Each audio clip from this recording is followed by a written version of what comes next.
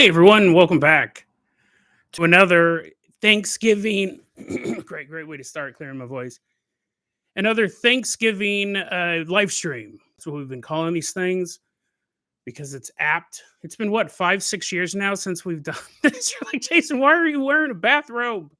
Well, actually, no one's saying that right now because no one's officially joined the video. I don't know how many people are going to show up today because we didn't have a lot of ramp up time to let people know. But that's just the way it works. That's just the way it works. It was pretty weird break time. But yes, to my one viewer who's showing up, I am wearing a bathrobe because I just got out of the shower. Now, just to be totally clear, I am wearing pants.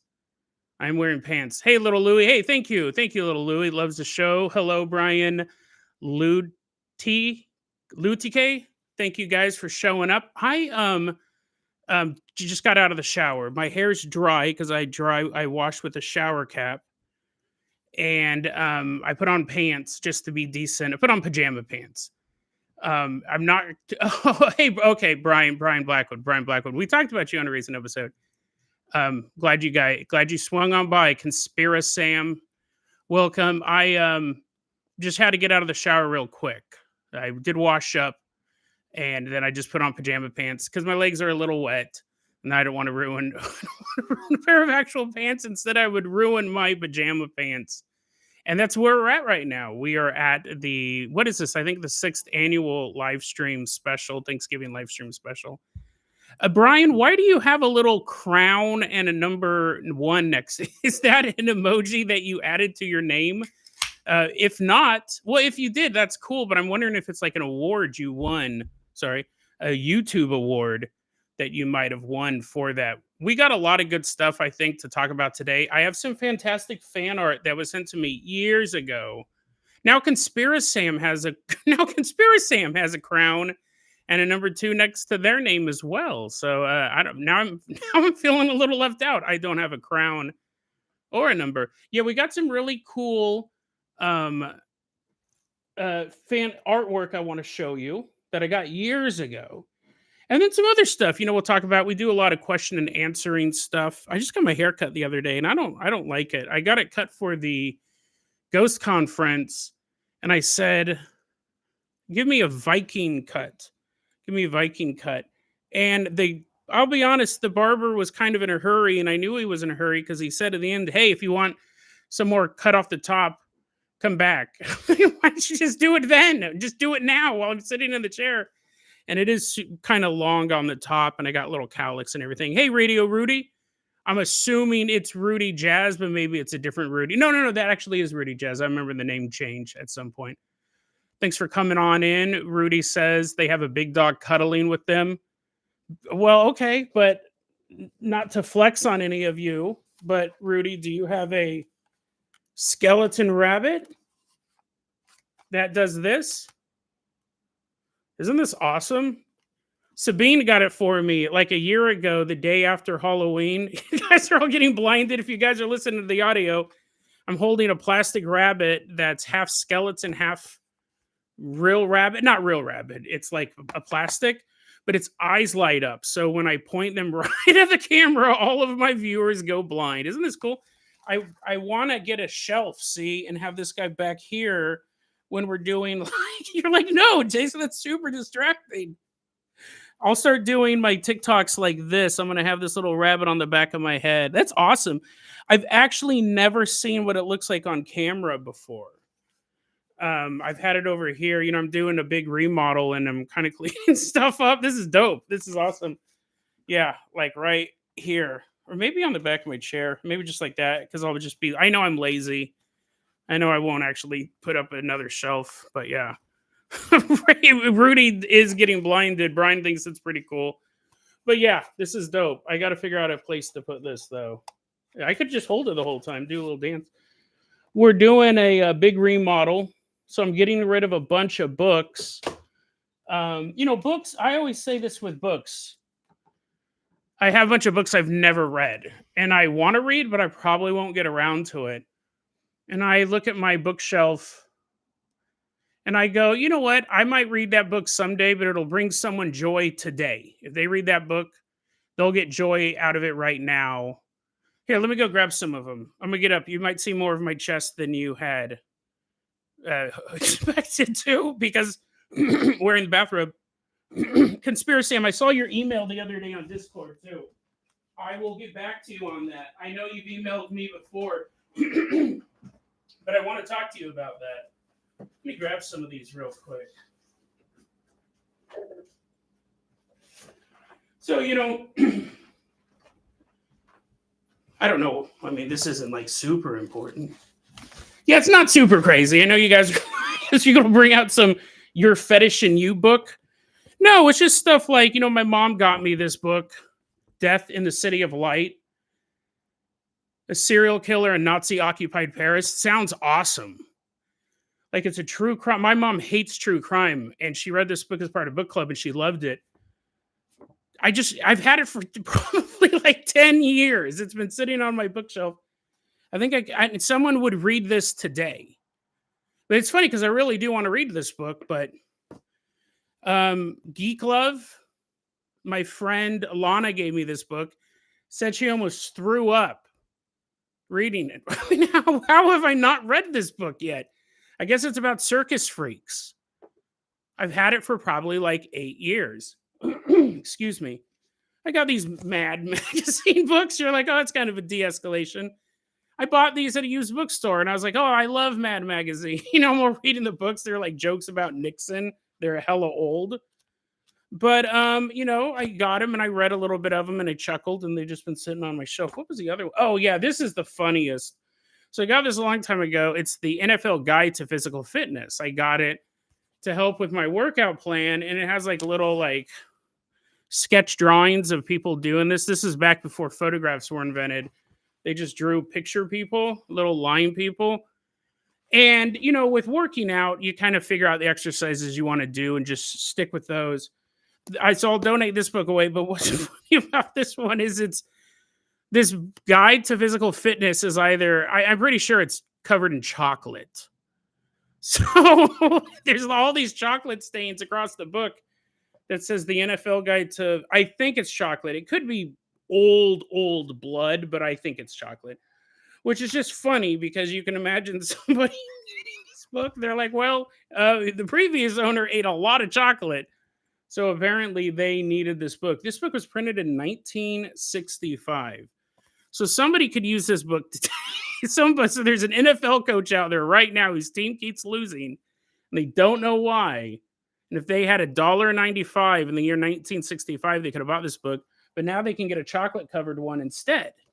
So those are the type of things. I have so many books like that. Dozens and dozens, probably like 30 or 40 books. Stuff I want to read, stuff that's been highly recommended. Never got around to it. I used to read these all the time, these Simpson collections, where it's just like the best jokes, the plot, the sketches from episodes. And it's funny, they stopped making these at a certain point because they couldn't keep up with the show. This one book is seasons 11 through 12. I think they got up to like season 15 and they're like, forget it. Forget it. The show's never ending. We'll never catch up. Human Replica, thanks for swinging on by the live stream. Good to see you. HMIDI. Sorry, I think I always do call you HDMI. Oh no, you're usually a printer, desk jet. HP 420cc. Welcome. Either way, welcome into the show. Dutch printer here. Yeah, I put that right in the name. He's going to bed, but thanks for swinging on by. Have a happy Thanksgiving. Everyone have a happy Thanksgiving, not just him. Yeah. And Human Replica is Michelle Morningstar, Brian Blackwood's partner in rhyme. They write books, but maybe some of the words rhyme in those books, so that is an app. Michelle and Brian I've met quite a few times at the ghost conferences, and I think we're friends at this point, right? Maybe not. I think we're friends. No, I do think we're friends. We went to the ghost conference in Port Gamble together, and I didn't tell Brian and Michelle this. I didn't tell you guys this. It almost seemed, I didn't even mention on the show when I said, hey, I went to the Oregon Ghost Conference or the Port Gamble Ghost Conference, because sometimes things happen. Thank you for the donation, H. Oh, I gotta get my list for the shout outs. I'll write it on this. It's funny, I have an uncashed check from, I'm not gonna show you the account number, but from the Oregon Ghost Conference, I never cashed the check. Not because I'm a baller, but just because I'm super lazy and it was a year ago. HPCC printer man. Shout out. Thank you so much for the donation. Enjoy the turkey meat. I hope it's halal. And then a little happy face with a little bead of sweat. I don't know if that's like, I don't know why that happy face has the bead of sweat. Oh, here I can do this too. We were at the Port Gamble Ghost Conference. I was sitting next to Sabine. We usually sit up front, but we showed up late, so we were kind of in the back in the center, but not all the way in the back. And Pete was giving a presentation at the last minute because the speaker had fallen ill, wasn't able to be there. So this was the last day of the conference. And I don't even remember what Pete was talking about. It totally took me out of the speech. But me and Sabine are sitting there. And as he was talking, there was a break in whatever sentence, right? It was just like there was a brief pause. Me and Sabine both heard a man's voice play out, and it sounded like a recording. It sounded like it was a voice that had been recorded, and it was right behind us, but it seemed like it was a little bit up in the air, not like floating around. See, that's the thing. It's like it's hard to even describe, and it sometimes when you talk about that paranormal, you go, is this just too is this too routine? You know, because I didn't see Slimer, so I'm not going to discuss it. Me and her and I both heard a voice say a phrase. It was just like a normal phrase that didn't stick out. In fact, we couldn't really even tell what it said, but it said something in English. And Sabina and I looked at each other because it wasn't coming from the front of the stage. It didn't sound like just somebody talking. It sounded like a recording of a voice. And it sounded like it was right behind us. And we kind of look at each other, and then we're looking around, and I'm like, what? And I go, did you hear that? And she goes, yeah, I totally heard that. What did it say? And I go, I don't know. And I started looking at other people in the audience to see if they reacted to it. And there's a woman sitting next to Sabine, and I'm kind of looking at the woman, and I'm waiting for her to like turn and go, I don't know what that was either. But she never did. And me and Sabine kind of looked at each other, and I didn't bring it up to Pete. I don't know what it was. I mean, the obvious answer would have been a technical malfunction with the speaker system, but nobody else heard it. In fact, after the presentation, Sabine and I sat there and we continued to talk about the voice. I looked down. Brian might have an answer for it. Brian has typed something in. Her and I were talking about the voice, and I looked over at that woman and I go, did you hear anything? And she goes, no. Why were you staring at me? I just noticed you kept staring at me. And I go, oh, yeah, yeah. I mean, because I was staring at her. Right? And that's why she didn't react. She was like, why is that guy looking at me? Why won't he stop looking at me? I'm just going to look straight ahead. It could have been nothing. Absolutely could have been nothing. Let's see here. So Brian says that theater carries sound. During the panels and talks, we could hear the tarot and palm readings happening across the whole theater.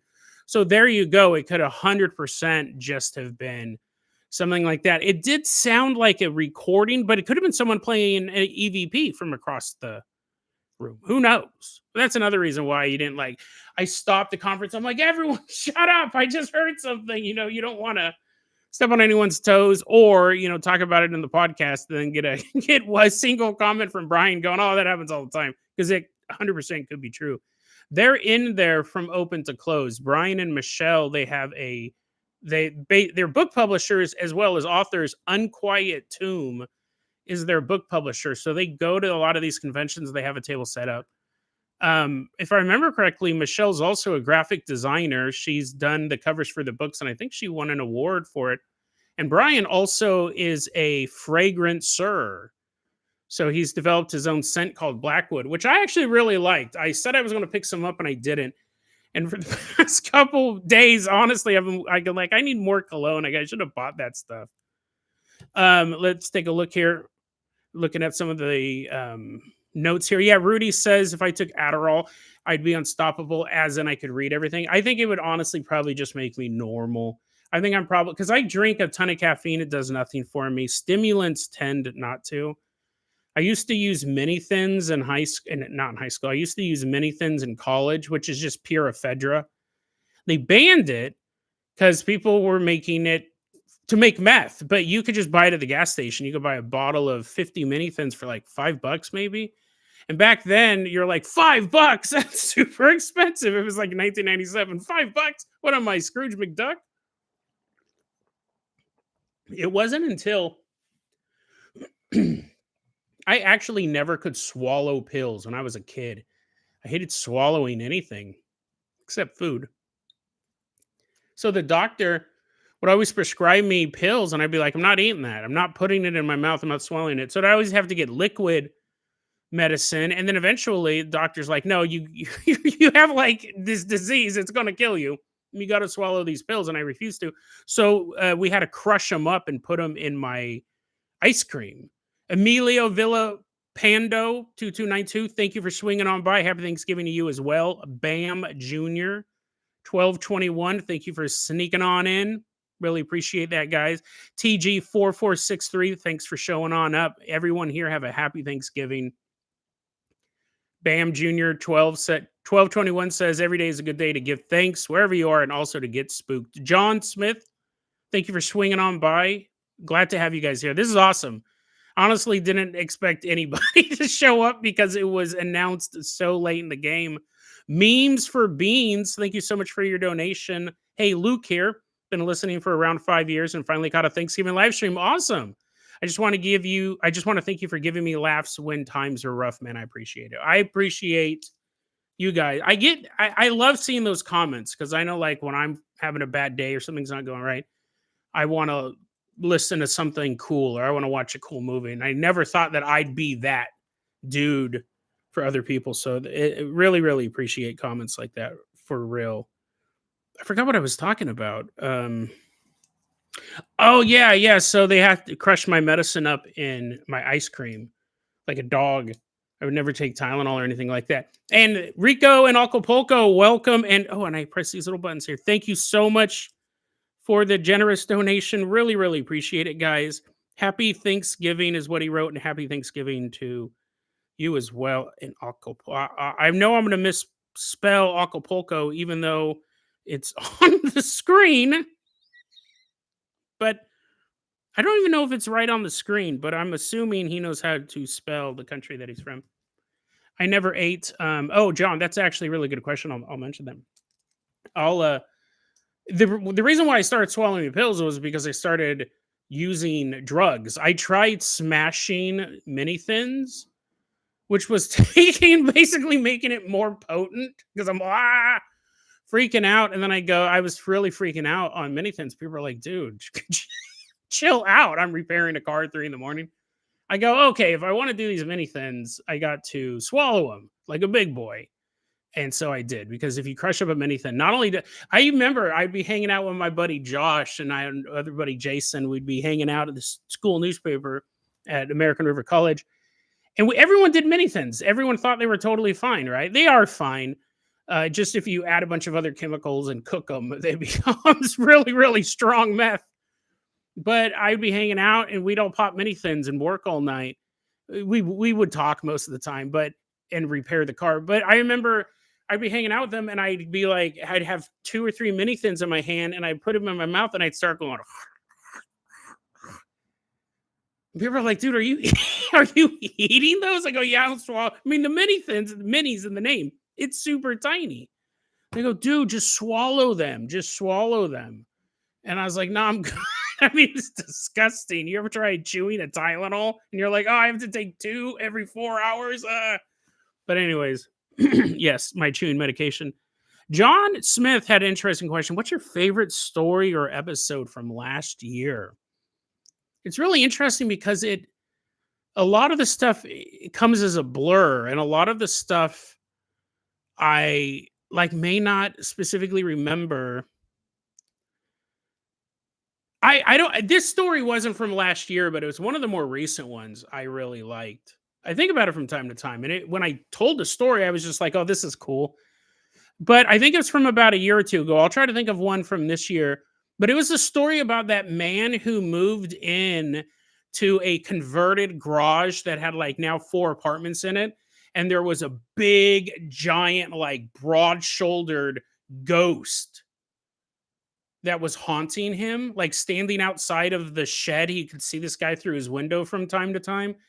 And other stuff was happening in the house. And then the dude worked on a boat.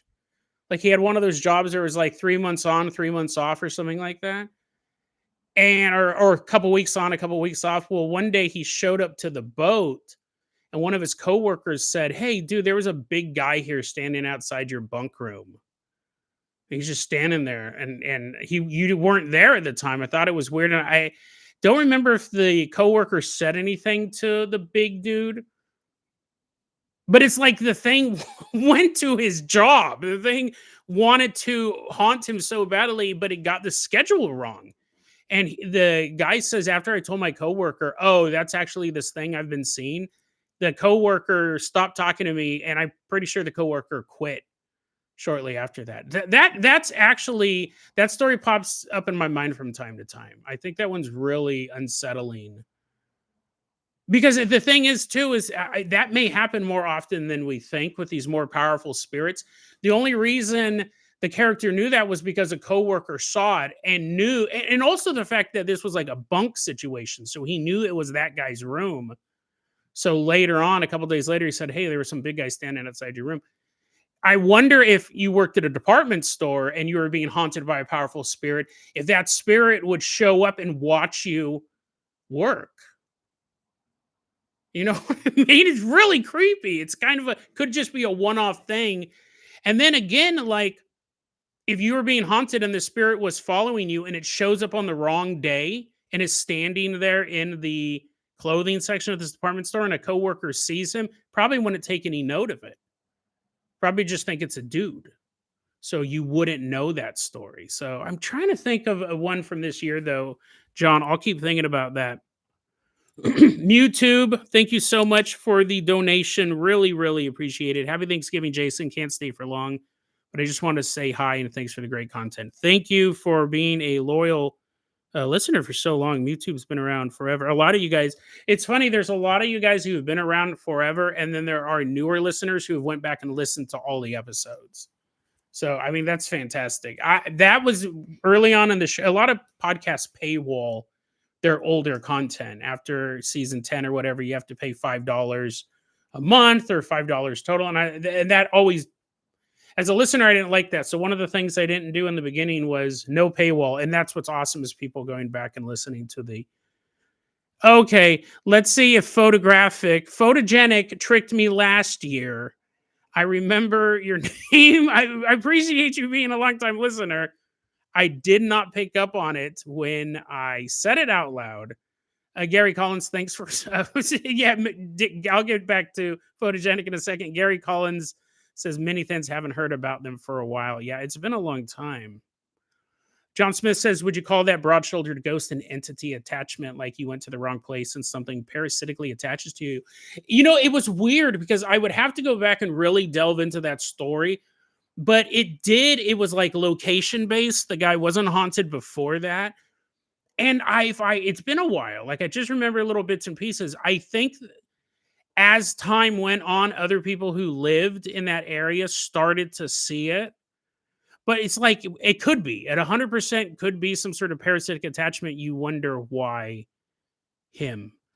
You know what? I can pull up. I'm going to pull up some notes here because I'm very curious as to what my favorite story of the past year is. That's actually a really interesting question. But I wanted to get to this as well. Deep Flamingo, thanks for swinging by. Imagine being a ghost and getting assigned to haunt a guy and you can't figure out where he is every day. Perfect. Photogenic. Wait, photogenic hunt 4254. Maybe your name's not a trick. Maybe I just pronounced it too fastly last time and I didn't catch it when I said it. If you can imagine what you could accidentally say, photogenic hunt 4254. When I was editing it, I went, oh man, I mean, like I got it right. I got. I said the C word. I'm surprised YouTube didn't flag it. Happy Thanksgiving, Photogenic writes. I've been trying to remember the story you covered about the books from the 17 or 1800s. Something to do with airships and bombings. Yes, that was a really interesting one. So it was books, and then there were short films. Like some of the earliest disaster slash war movies were stories of these fantastical devices. I remember that. Yeah, that was a really interesting one because I watched the short film. They had like an old timey version of it on YouTube. And yeah, like this idea that Britain would be invaded by these flying devices and they're throwing fire bombs the vessel out of the vessels. And yeah, it was like this short film about this house. I think the inventor, oh yeah, they're being invaded. The inventor invented this flying device, but it ended up causing this war. Super interesting. I really like that one. Let's see here. Mr. Slash, I've been listening to you since episode 90 and have listened to every episode since. First time catching you live. I'm glad you're here. Happy Thanksgiving. This is really awesome.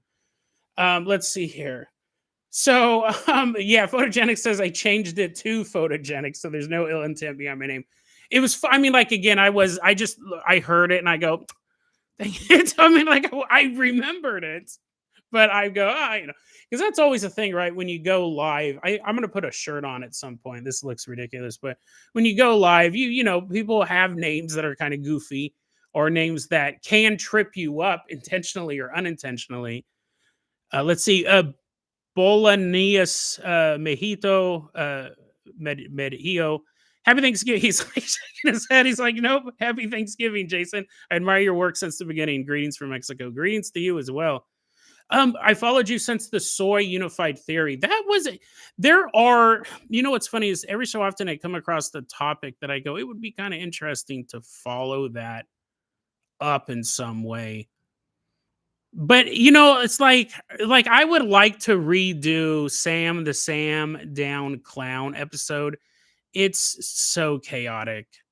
It's just not any good if I gotta be honest. But dang it, my OneDrive thing won't let me get. I did end up fixing my computer. I know now how to get into all of the stuff, all the places I need to go. But I can't get into my previous notes. That's what I was going to look at because I go, that'd be interesting to look at the past couple seasons and see if anything jogs my memory. I have found a new appreciation for those stories where people swap bodies. I know I covered one or two of those this season. I find that really awesome. Skagrooven915, thank you so much for your donation. A couple Thanksgivings ago, I was at my Mormon grandma's house, and my uncle started telling me about Mormon Bigfoot. Pretended I never heard it. That's awesome.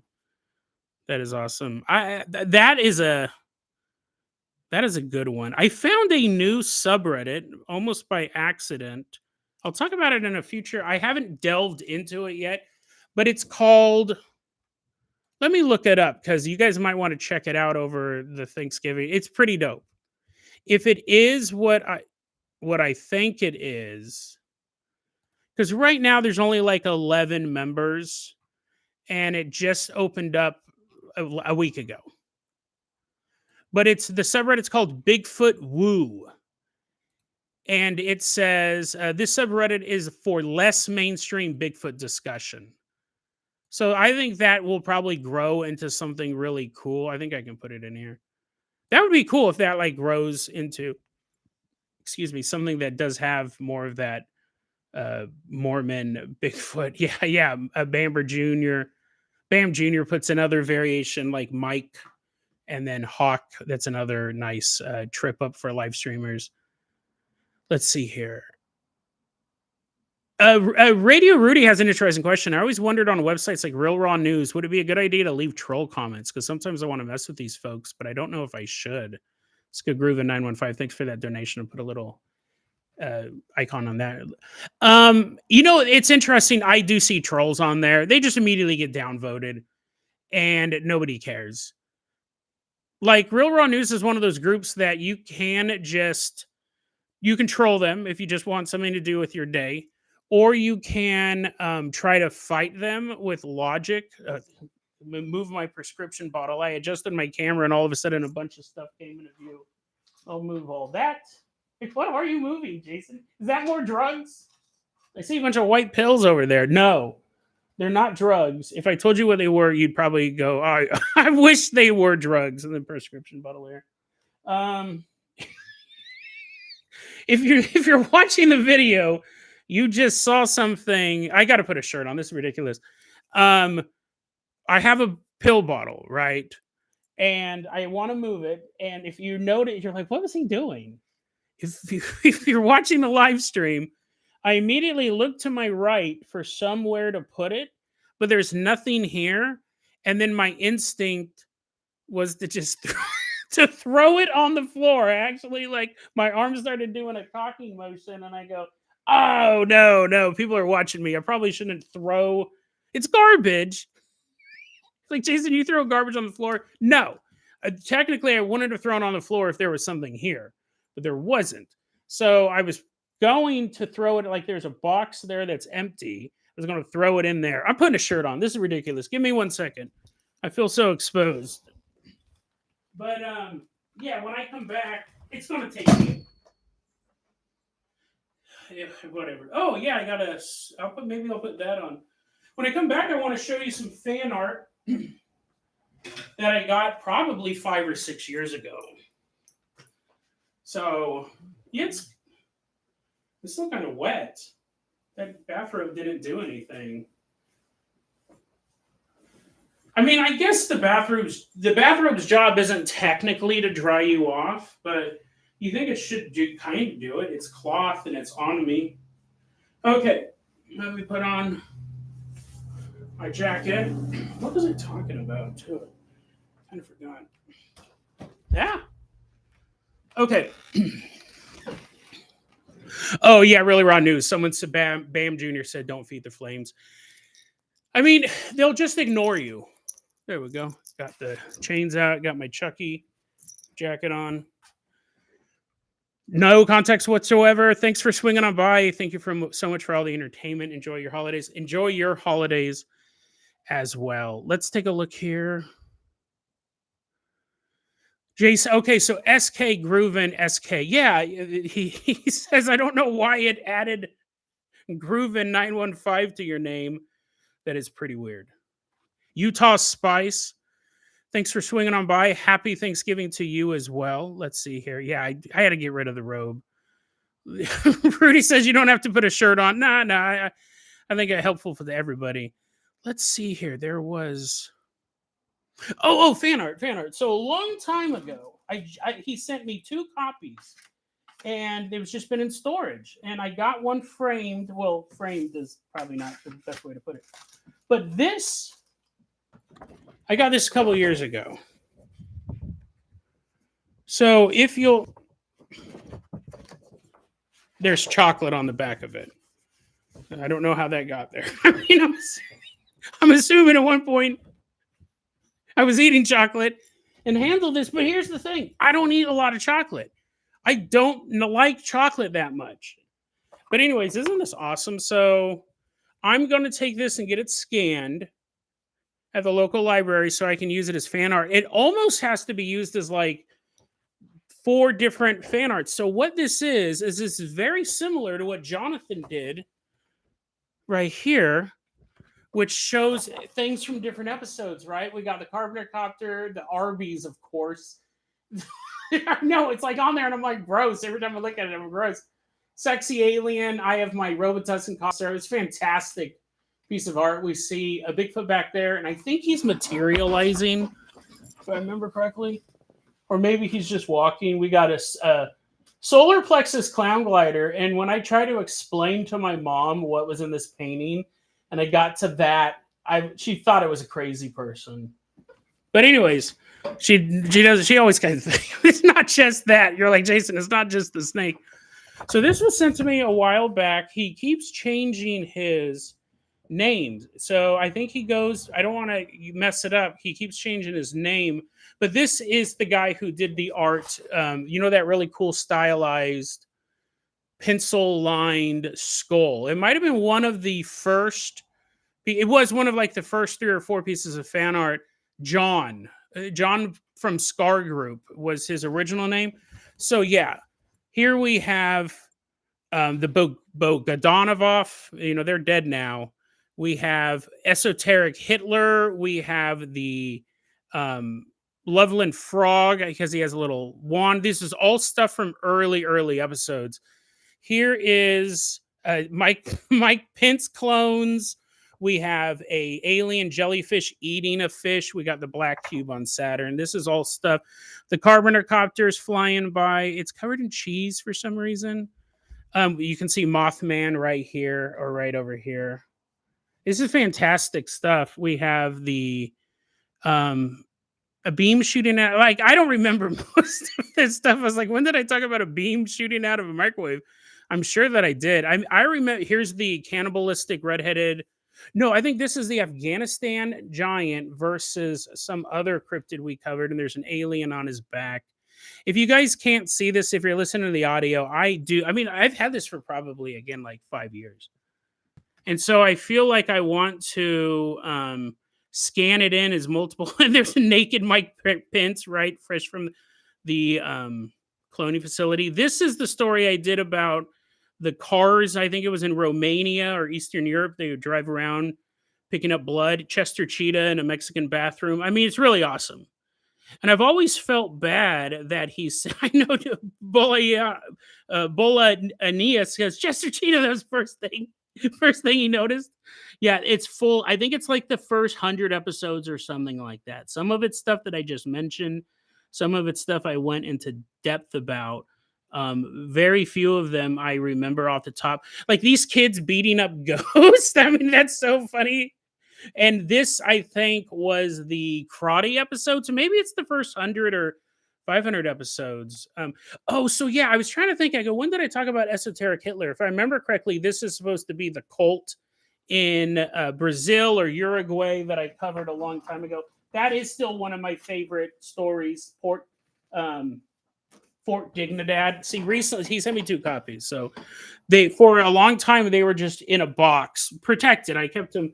But I got one put on a nice glass frame here. So that's going to be joining us up on the wall. But the other one I want to put into the scanner so I can share it on the podcast as well. But fantastic stuff.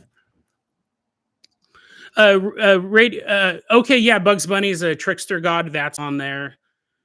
I don't think I ever talked about the Bogdanov twins, but they're such a part of like the conspiracy meme culture that I get that they're in there. And maybe I did mention them because again, a lot of those early episodes, a lot of times I've been meaning to bring this up. I think I talked about it more than I actually put it in. A lot of times I talk about stuff and I edit it out before it gets to the end. Rudy's going to hate that I brought this up. Rudy had a question saying, speaking of a cryptid, how long? Welcome to Mr./4. Welcome to the Fluffle. Let me get you on down here. Thank you so much. That is the YouTube membership, if I believe. So all of these names I'm writing down are for the shout outs. You guys will get shout outs and you'll be flying the Carbonicopter provided I don't lose this list. Good question. Rudy says, if we made up a cryptid, how long would it be before people started seeing things? Easy answer. There's a lot of people who think that the Klickitat ape cat across the river is made up. And I'll do that, Mr. Slash. Mr. Slash, sir. Hey, Alex 4M Austin. Thanks for swinging on by. I know, printer HMIDI said, don't lose that list and find it 5 years later. I'll try not to. That's been a problem. A lot of people believe that the Klickitat ape cat is fake, but I do think that whether or not it's real or fake, people will start seeing it. People who have no idea of that story will say, dude, I saw something really weird in the woods over there. It looked like a big black cat. I don't think it takes long. I think it either, if it's totally made up, a tulpa takes place, or you could even say misidentification too. If people hear the story, they're more likely to see it because, they may see something and think it's a big black cat. But I mean, an interesting question. The Chupacabra is one that I've always been super suspicious of. I've heard, and that's a book that I've been meaning to read called Hunting the Chupacabra or Chasing the Chupacabra. It talks about how that legend was invented. There was a mentally ill woman who was obsessed with the movie Species. The first chupacabra sightings were from her. There were none before her. But really need to dig into that book and verify all that stuff. But a bad question is, Rudy hates it when I bring this up. I was going to do a follow up on this on the show, and I go, okay, so how many times did I talk about this beforehand? And I think I talked about it more and then edited it out for time or for content. It's really hot with this Chucky jacket on. Is that too loud if I turn this fan? Um, it's hotter with it. Is that too noisy? I hope not. I take the jacket off, but um, Ian Watkins, lead singer of Lost Prophets. He's probably the worst child molester. Okay, well, isn't that a bit of hyperbole? He was one of the worst. One of the worst. We talked about him officially one time on the show. I actually can go through the website, deadrabbitradio.libsyn.com, and I can put in words for search terms, and it'll pull up all the episodes where that is referenced in the show notes. Ian Watkins, a member of a band called Lost Prophets, got arrested for drugs. This was happened in the mid 2000s. And when the police were searching through his devices for proof of that, they found extreme child pornography. It turns out that he was having sex with kids himself. He was arranging with his fans to have sex with their babies, literally. And he was thrown in prison. Well, he died a couple months ago. Yeah, memes for beans just said, yeah. I almost, because I thought that I had actually talked about it way more on the show. I thought, well, I should talk about this now. Kind of a wrap up of that story. Yeah, he was murdered in prison. I believe he was murdered. I don't think it was suicide. So, yeah, just interesting. I mean, he's a monster. He's an absolute monster. I guess that he said he was in fear for his life. Yeah, probably. He ended up getting stabbed. He was, before this, he was being shook down by different criminals in prison because, they don't care for him either. And then he died. So, yeah, but then when I was like, oh, I should do that, and I started doing some research on it about, like, just basic stuff, where it happened, the murder and all that stuff, because I knew all that other stuff before, and I go, I only talked about it one time. So instead, now that I'm thinking about it, I'll talk about it on a Thanksgiving live stream. People are like, hey, how did that YouTube thing you were watching go? And they're like, no, man, it went good until he said Ian Watkins. Yeah, what'll happen, this happens a lot on the show. You used to be able to tell it was happening on the live episodes we used to do, and those were a lot of fun. I really miss doing those live episodes, but that definitely wouldn't have worked out with the new schedule.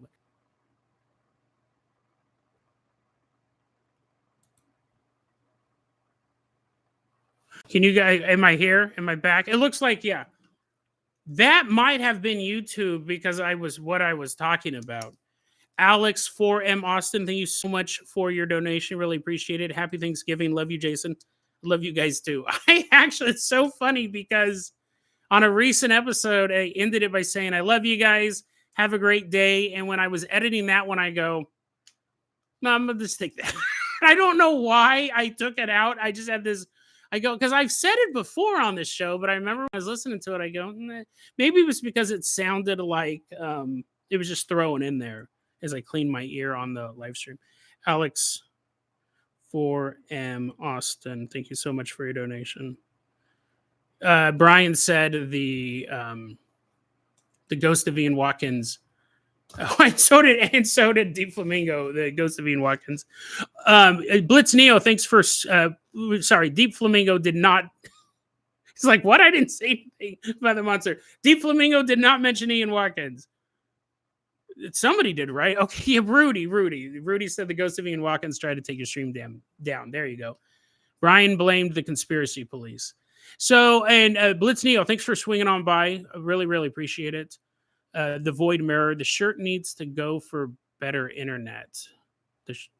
I'm assuming that's like the donations. You know what's funny is, like, this is the best internet available in town, and they had to walk on my roof and put it in.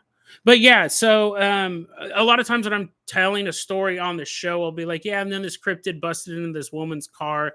took her purse.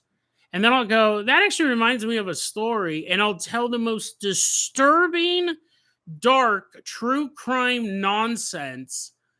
And then I'll go, oh, okay, but let's get back to the story about the fluffy Bigfoot who was wearing lipstick or whatever. A lot of times that gets edited out. It happens a lot. It probably happens. When I say a lot, it probably happens once every few weeks, maybe once every 2 weeks.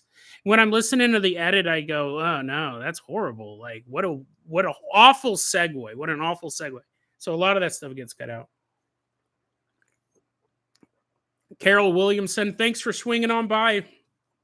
Thanks for swinging on by. You have a happy Thanksgiving as well. Yes, to everybody in the Fluffle. Hope it's going to be a good Thanksgiving. Master of Ellipsis, thank you for swinging on by. You missed the drama. YouTube tried shutting us down. No, I don't know what that was. Blitz Neo, thank you so much for the donation. I'm a big fan back from 2020. Thanks for all the amazing work you do. Thank you so much for listening to it. I mean, that's the best part for me. Uh-oh. This is where things get dicey. Now on my little notepad that has my name on it, a note from Jason Carpenter. It was a gift. I have to turn it over. This is how stuff gets lost, my ladies and gentlemen. Now it's not attached to anything. You're like, how does he lose? Well, he was talking about throwing trash on the ground earlier in a box. He's throwing it into a box on the ground. But thank you so much. Jason, is the Dead Rabbit After Dark project folder still around? Like, do you still keep those really disturbing stories? I do. I actually think it's bookmarks. You're like, damn it. Because now he's looking at him. You're like, don't bring that stuff up. Yeah, Dead After Dark. This is some crazy, like, I mean, this is a headline. As John gets crucified. This is a headline from an article from 2022. Thruple, so it's like three people. Thruple accused of torturing, killing, and eating women to get off. From the Daily Beast.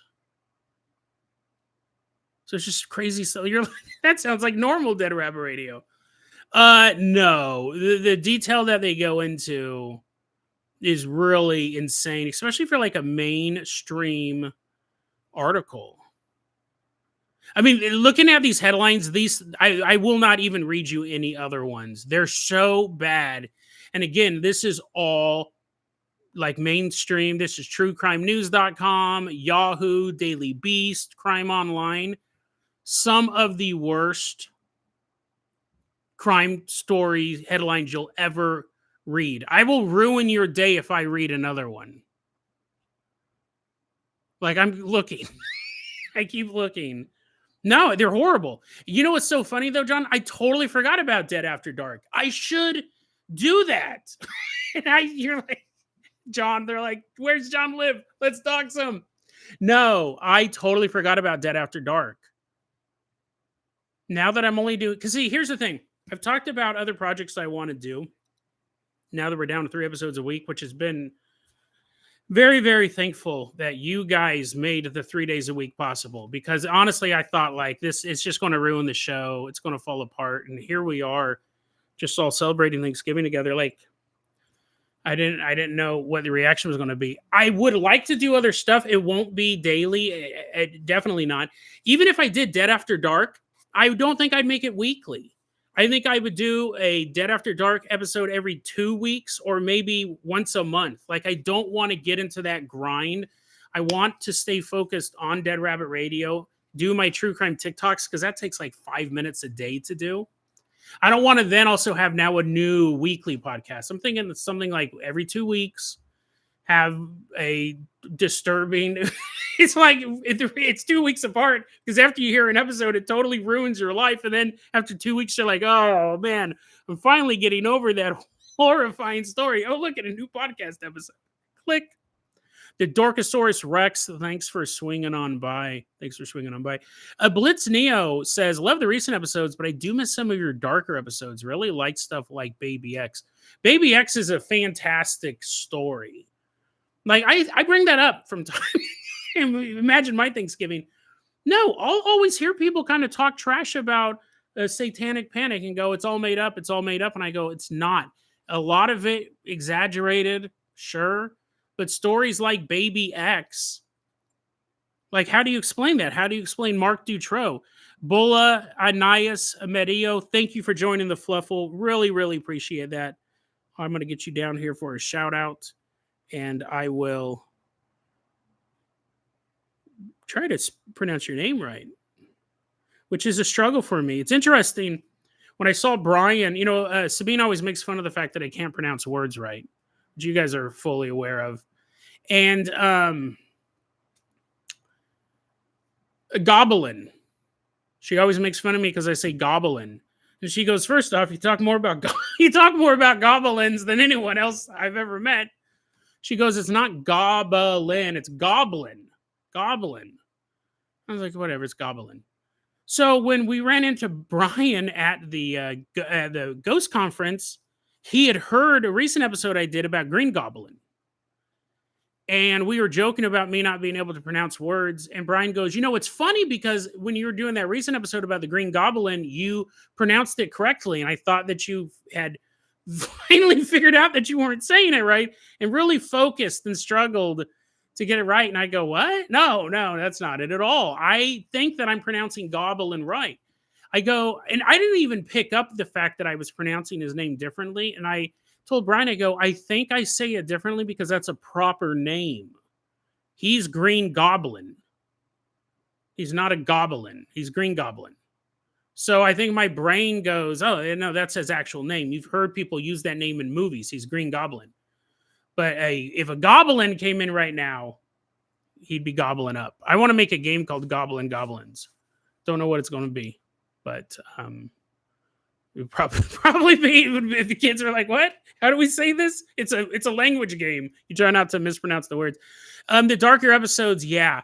That was something I honestly missed. Like I forgot who said it earlier. I apologize, but about the airship episode. That might have, I don't remember who that was. Someone brought up the old airship episode. I like every once in a while throwing in a really cool story that's not paranormal, not conspiracy, not true crime, just interesting.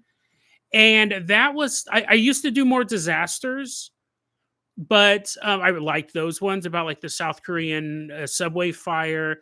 I did that episode. It was the 5 guys who fell from the highest jump during World War II or something like that. I really like stuff like that.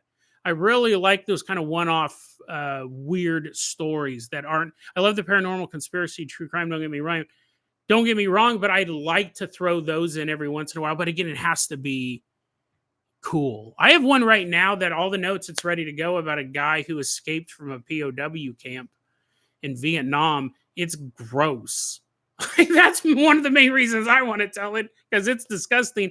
If it's really cool, I got it all typed up and I go, oh, we got this other stuff. We got these ghost stories. But I do. The darker stuff I kind of missed. The boy in the dishwasher I thought was a really, really good story. And I don't always say, but I try to say story because the way I present it, I don't remember if the episode's any good because I don't remember how I presented it, but I remember the story it's based on, where I got the information. Boy in the dishwasher, Baby X. There is a thing that I've learned. People who like true crime tend to like paranormal. People who like paranormal tend to not like true crime. It's actually too dark for them. So when I do stuff like White Power, Nebraska, which is probably, honestly, the episode I got the most emails complaining about, not that it sucked, but that it was way too disturbing. And they said you gave a warning in the beginning, but you give warnings I rarely give out a warning. So when you hear it, you go, okay, I'm going to take this seriously. If I did it every episode, it would just be noise. And I got a couple of emails. A couple of people reached out to me and said, dude, you gave a warning saying this episode's intense. And it was one of the darkest things I'd ever come across. So I got so many emails within the first maybe 24 or 48 hours of that episode coming out. I added on another warning. Actually went in, recorded a new warning and re-uploaded the episode saying, "Guys, listen, this episode is really really disturbing." So just be aware of that. It was no longer a, "Oh, that's dark," because you do, I think, kind of start to fade that out. Let me go back here real quick. Nikolai, Dorkosaurus Rex, thanks for swinging on by. I know I said hi to Dorkosaurus Rex, but I didn't know that was you, Nikolai. Thank you for swinging on by. Happy Thanksgiving. Let's see here. Yeah, the dark episodes were good. Da, da, da, da. Well, thank you. Dorkosaurus Rex says an orphan without any family and therefore no Thanksgiving for him. But your live streams has always filled the void for me. That's what I'm grateful for. Well, I appreciate that. Being part of the Fluffle, I think, is I love that name. Group of rabbits. I'm glad that people feel that way. Again, it's not something that I ever expected. I just, was recording cool stories that I thought were cool, and people have really, really have been digging it. Let's see here. Yeah, John says with the schedule, they're talking about the schedule change that I brought up a bit earlier. Yeah, Fabulous Killjoy, thanks for swinging on by. Happy Thanksgiving to you as well. Yeah, I'm glad that you guys reacted really good to that change. Bullianis is a Simpson reference in the dub. I wonder what it means. I'm going to put a little note here. Here's the thing. I'm going to write Simpson reference underneath his name, and then when I find this list 5 years from now, I'm like, well, what does that mean? Let's see here. Yeah, we're talking about Ed drawing till the casket drops. So thanks for swinging on by. Happy Thanksgiving, Connie Chungus. Happy Thanksgiving, Jason. Hey guys, Connie. So we went over this earlier. Does this look familiar? Connie is a friendless artist. I finally, like, what? How long have you had that for? I got it one framed. So we're going to do one for the show art. And then this one's going to go back like somewhere here. Maybe. I mean, stuff's probably going to get moved around, but I've kept them. I always was like, dude, I need to do something with those. Like someone went through all the trouble to make that for me 5 years ago. And here's something that might blow some of your guys' mind. Oh, actually, no, this won't. Well, whoa, what was that? Lost media? It was obviously a photo of something. Piro the Genie, I think I can probably find it in the...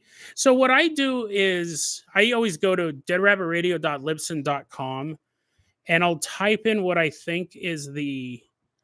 like a word from either the title or from the episode. Let's see here. And I think the episode ended up not being called White Power Nebraska. The episode's called The Madness of Michael. It's episode 1004. So you can pull that up on YouTube. Episode 1004. If you're like, Jason, we don't want to listen to it. We don't want to listen to it. We were asking for it so we could mass report it. Yeah. Seeing if I could pull it up here. Dead Rabbit Radio episode 101. That's the other thing. There's so many episodes. Like even YouTube's like, no, we're not even going to try looking for that. What are you talking about? You know what? I wonder if it's not on YouTube. Because there are episodes that I go, I'm not even going to try getting this one on YouTube. It might only be available at that link there or any podcast app. Pure the Jane, thanks for swinging by. Happy Thanksgiving. Let's see here. Yeah. Gary Collins, thanks for having the live. It's what he says. We're watching each other's live right now. Happy Thanksgiving, ladies and gentlemen. I haven't got a show in a while, and it was good to see you doing well. Thank you. Yeah, it's funny because I get that, right? There's podcasters or even television shows and stuff that I'll watch for a while, and then I stop, and it's not that you stop liking it. It's just that either you don't have time for it or you're just not in the mood for it. I'm totally fine with that.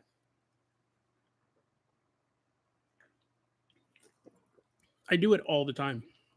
This is my Minute Maid zero sugar. It actually tastes delicious. Mog fan, Mog Fodan. I'll listen to it at the Thanksgiving dinner table. Again, what was the first story of the Madness of Michael? Because I think I really try to balance it out. Jack Skellington like humanoid encountered by family. I have some bad news to tell you guys. It's not bad news with the show, but it's a kind of a uh, grinds my gears, burns my eggs. Um, and I don't know why they did it, but so Phantoms and Monsters did a full site overhaul. Their website used to look very HTML, very mid 2000s, and now they've done a complete overhaul. Don't get me wrong, the website looks fantastic, but it broke all their links, which means every story that I've ever covered from Phantoms and Monsters, I now have to go to the Wayback Machine, find it, and post the archive version of it. What sucks is that, so a lot of times I try to build my notes so 10 years from now, someone can look at a story that I covered in the beginning. But I don't always like archiving website notes because then it takes away views and possible revenue dollars from that website. So the safe thing would have been this entire time, every time I put up Phantom and Monsters link, is to have underneath it the archive link, and you could click on that one instead and it would be there forever. I do that for Reddit posts because they're so ephemeral, ethereal. They can disappear at any moment. But I don't do that for mainstream sites. I try not to because I want people to go to those sites. We actually had a couple sites shut down recently. Longtime listeners of the show know that I used to cover Anom Alien. They haven't posted since September 10th. And what was the other one? There was another website, big paranormal website that recently went down. I mean, it's still up, but they're not producing new content. So, yeah. Was that someone mentioned Bigfoot's dong? Is that on this poster? You're like, Jason, wow, it's pretty fast reflexes. You're like, Bigfoot's dong, I better find it. Or are they just making a reference to Bigfoot having a big wiener? That was an episode we did a long time ago. Yeah, Polybius, that's in this. It's sucking a kid in.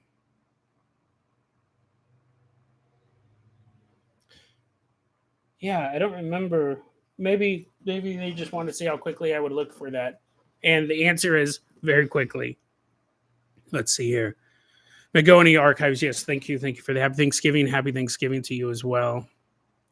Yeah, Rudy says, I find that when I'm kind of stressed out, I don't listen to stories of true crime and likes the conspiracy theory stuff. That totally makes sense because you can have a good laugh at it. Even if it's a crazy, like, dark conspiracy theory, you'll be like, whatever, that's made up. When you hear a true crime story, you're like, that's the world we live in, I guess. And that's what Dead After Dark is. It's just horrific headlines and actually like real articles here. I was coming down here. Art 37 Jay, thank you so much for the donation. Happy Thanksgiving, Jay, and all the fluffle. Okay, so Maria is Alex for Moston. Artoria says hi as well. I thought that name was familiar, but I wasn't entirely for sure. Hello, Maria. Hello, Art. Hello, Artorius. Art was recently playing Battlefield with me, Maria and Artorius. And then then they disappeared. We played Battlefield a couple times, Battlefield 6. I've been playing it every single day. I love that game. I think I have I don't know. I mean, the game came out October 10th, and I have 223 hours. 223, and that is not that I'm on like a save screen and I'm eating lunch. That's 223 hours of actively engaging the enemy, of taking the objectives. And looking here, Jason, this is not, I'm not bragging. This is called a call for help, a cry for help. No, I love this game. I've played a total of 222.3 hours. Last 2 weeks, I've put in 80 hours alone, and that's playing the game. So Art was playing with me a lot in the beginning, and then disappeared. I actually thought,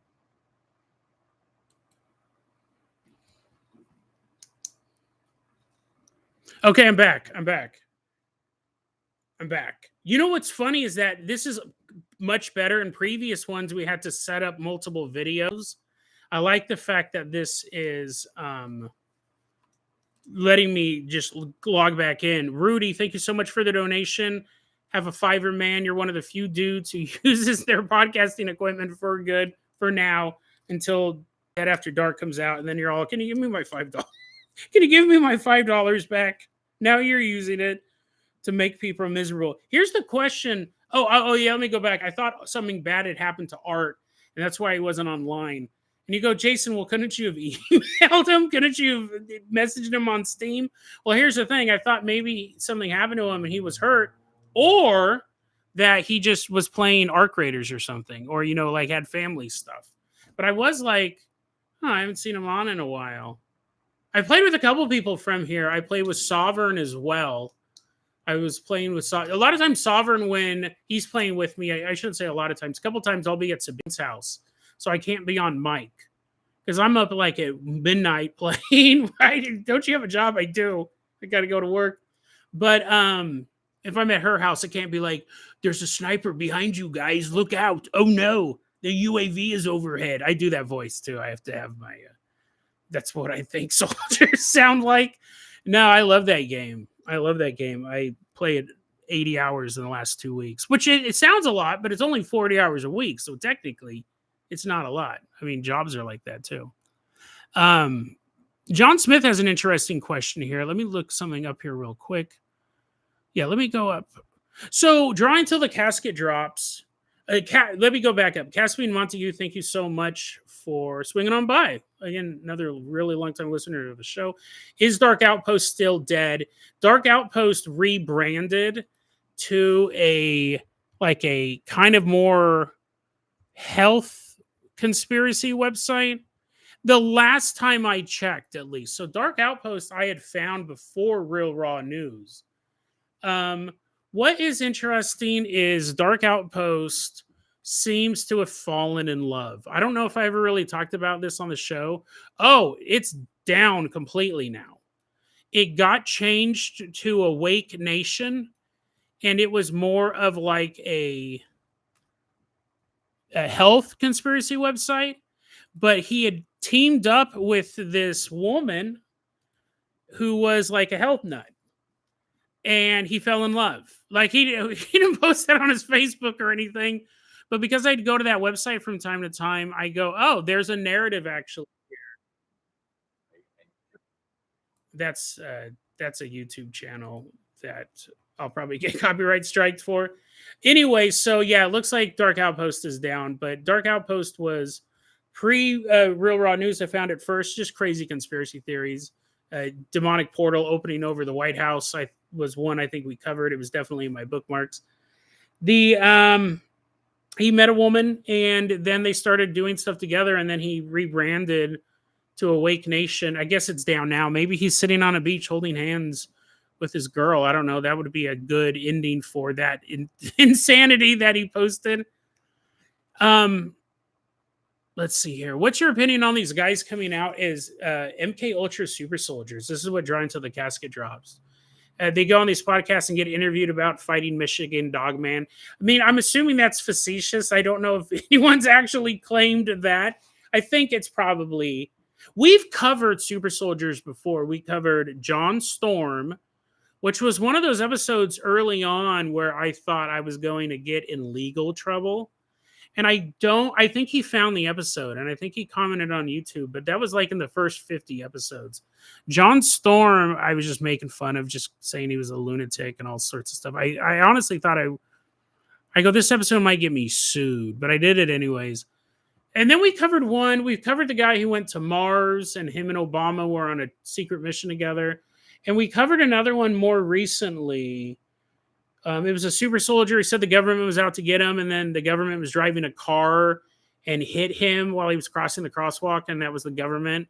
I don't remember anything outside of that. I just thought, I go, oh, the government has other ways to kill people, bullets. I think a lot of it's made up. I'm sure that there are super soldiers out there, but I actually, you know what? I don't actually know if that's true. I think they've probably tried making them, and maybe at some point there was something like it, but I don't know if there'd be. Here's the point: if the government spends millions of dollars to amplify your body, and you're on the run, you're not going to do a podcast unless it's all staged. That crisis acting. The government wants you. Like you were built with the perfect podcasting voice. They built you in a laboratory. I think it's probably fake. I think they're probably just seeking attention. Now, here's the thing: they could actually be veterans. They could actually be soldiers. I'm not saying that it's all stolen valor. I mean, obviously, if he's claiming to have fought the Michigan Dog Man, I don't think he earned that medal. You could have soldiers who are now kind of amping themselves up, saying that they're super soldier. Probably not. I actually didn't know that was going on. I didn't know super soldiers were going on podcasts. So I need to find out about that. John Smith says, does anyone ever have a need to kind of put away the conspiracy theory stuff for a bit? And mentions the Epstein stuff. The Epstein stuff is really interesting. We covered more, if you look at the stuff we've talked about Jeffrey Epstein, which is a topic we've talked about a lot. I like to cover the weirder parts of it, like his interest in AI and virtual worlds. The fact that I found his blog and he was posting all this stuff and no one was commenting. And this was when he was alive, but it was still when he was relatively powerful. It was after his first arrest, though, so people kind of knew the game. We covered it when he died. We covered the Maxwell Ghislaine stuff, the photographed photo outside of the In-N-Out. Weird. I mean, just so many weird things with that story. We did a recent episode about how stinky her feet were. People in the women's prison said she was filthy. She was pretty stinky. Now that all this other Epstein stuff has come out, I have not been interested in talking about it because it's mainstream news, except for one detail. Because, we all have access to a lot of these redacted files now. You can turn on CNN, Fox News, MSNBC. They're talking about the Epstein files. Not so much today. I think the story's kind of going out. But this idea that all of these powerful people were connected to Jeffrey Epstein, mainstream news. There's a website, there's a YouTube channel I watch because I try to watch stuff from all across the political spectrum. I'll watch Fox News, I'll watch CNN, I read the New York Times, I'll read Real Raw News. There's a YouTube channel called Breaking Points with Crystal and Sager. And what got me into them is Sager loves UFOs, right? So anytime there's like a UFO thing going on, he'll cover it on the show. And Crystal Ball is a very attractive presenter and very good at her job as well. Not just that she's hot, but she doesn't like UFOs. Dude, so what I kind of want to cover in an upcoming episode is what they've done with the Epstein files. There are some really disturbing drawings in there. And there seems to be almost like this motif or this riddle that spreads across the files, and it involves a piano. Like Sager's going nuts on this. It's really weird. It's actually really weird because when I say creepy drawings, it's not like, Mommy, where are my eyes? And it's like a tortured kid or anything like that. But just drawings that are obviously done by a kid. So why are they in the Epstein files? Why is page 3078 just a drawing, a crown drawing of a bunch of seats, the back of a bunch of chairs, and then a man at a piano and what appears to be a body on the ground in front of the piano? Why is that drawing in the Epstein files? Who made it? What does it mean? See, that's the type of stuff that I want to cover. The stuff the mainstream media is not covering. So I really got to go through that video again and kind of take notes. And um, they're like, it's an eye, like people talk about Eyes Wide Shut and the fact that he's connected to all these powerful people, but they're forgetting the whole cult aspect of Eyes Wide Shut. Just wasn't a bunch of powerful people at that party. They were engaged in a ceremony in that movie. And there's a really interesting conspiracy theory going on right now that Sabrina Carpenter is connected to Eyes Wide Shut, in the fact that in the movie, there is a child born at the very end of Eyes Wide Shut, and her name is Sabrina. And if I remember correctly, the movie came out the same year Sabrina Carpenter was born. I could be off on that a bit, but they do mention Sabrina as the name, and then we have Sabrina Carpenter, who uses imagery from Eyes Wide Shut and Rosemary's Baby, who's the story of the Antichrist being born. There's a really interesting conspiracy theory going on with that. And now we have this one. I've actually kind of slept on the Sabrina Carpenter thing. I was researching it and I looked into it, but I go, it's just like the Back to the Future, a 9/11 thing. It's just these connections. But now with the Epstein stuff kind of connecting to Eyes Wide Shut. Anyways, that's stuff that I kind of want to talk about. Even though John was like, I don't want to hear about conspiracy theories anymore. Well, guess what, John? I'm going to talk about it for 10 minutes during the Thanksgiving live stream. Dorgosaurus Rex, you have to add me on. I'm on Steam. I don't know how console players work. I'm way behind here on my notes. Sorry here. Connie Chunga, 700 hours deep on Stardew Valley. I played a lot of Stardew Valley, and then I started cheating because I didn't want to waste too long catching fish. And then I married a girl, and then I kind of got bored. As I would imagine in real life getting married. Let's take a look here. I'm going to have to skip. I'm just kind of scamming some stuff here. Yeah, Caspian Montague. Her name's Crystal Ball. It's actually a pretty dope name for it. That's her real name. That's her legal name. Saga, Rudy. It's Saga. You're like, these are all out of context because I was stuck there for a second. Here, let's see here. Yeah, I will see if I can find your... I wonder if I can pull up that video now if you guys want to watch that.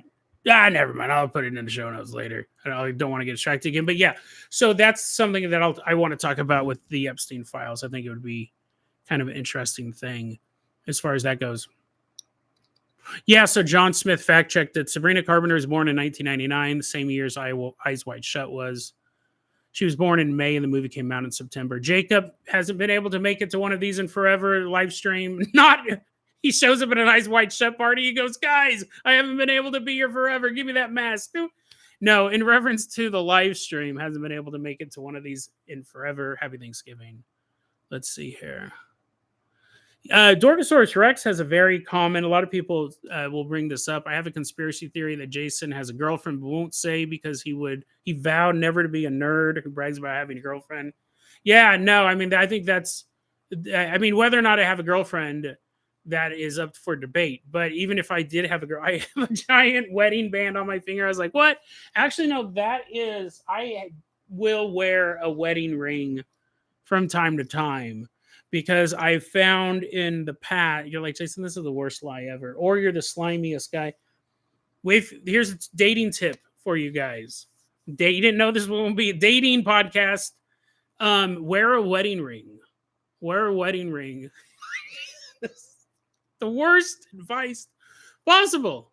No, wear a wedding ring. And this is why. Because women will, trying to think of the right. Now even I'm debating.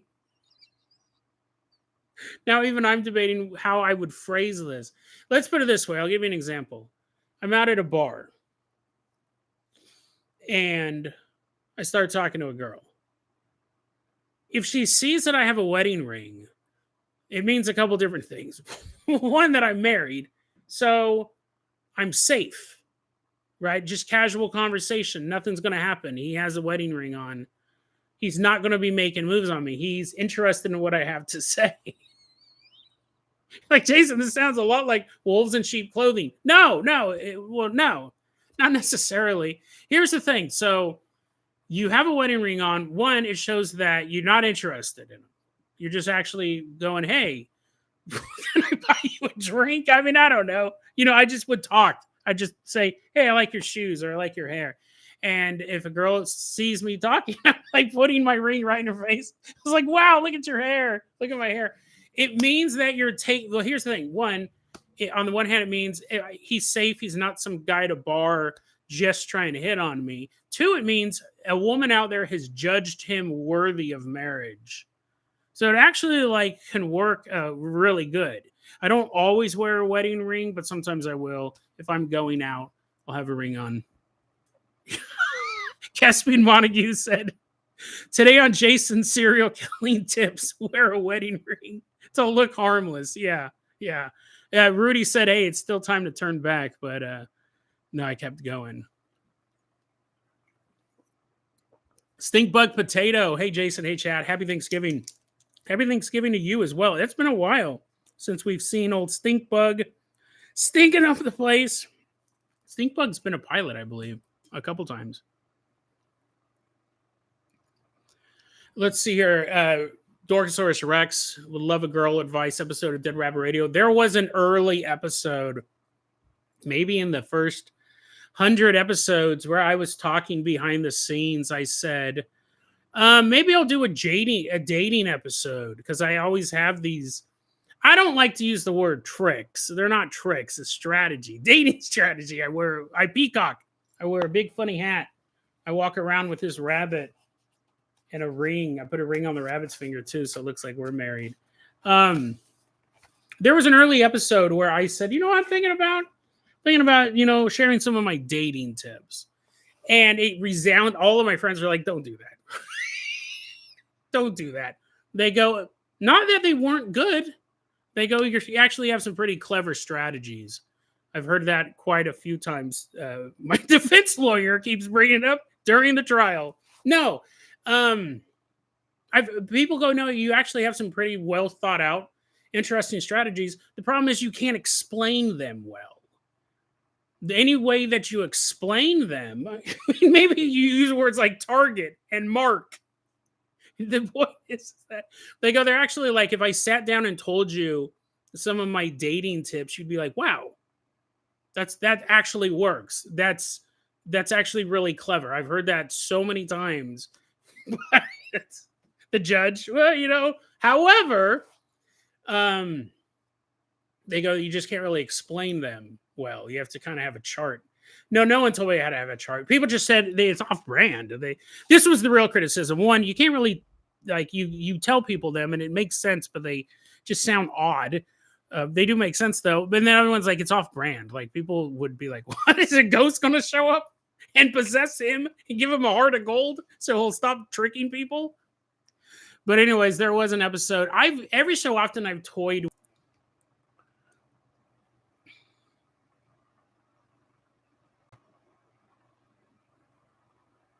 Okay, sorry about that. Every so often I've toyed with criminal advice. I think sometimes it slips out, but it's like, never set stuff on fire, because then you get a dedicated arson investigator against you.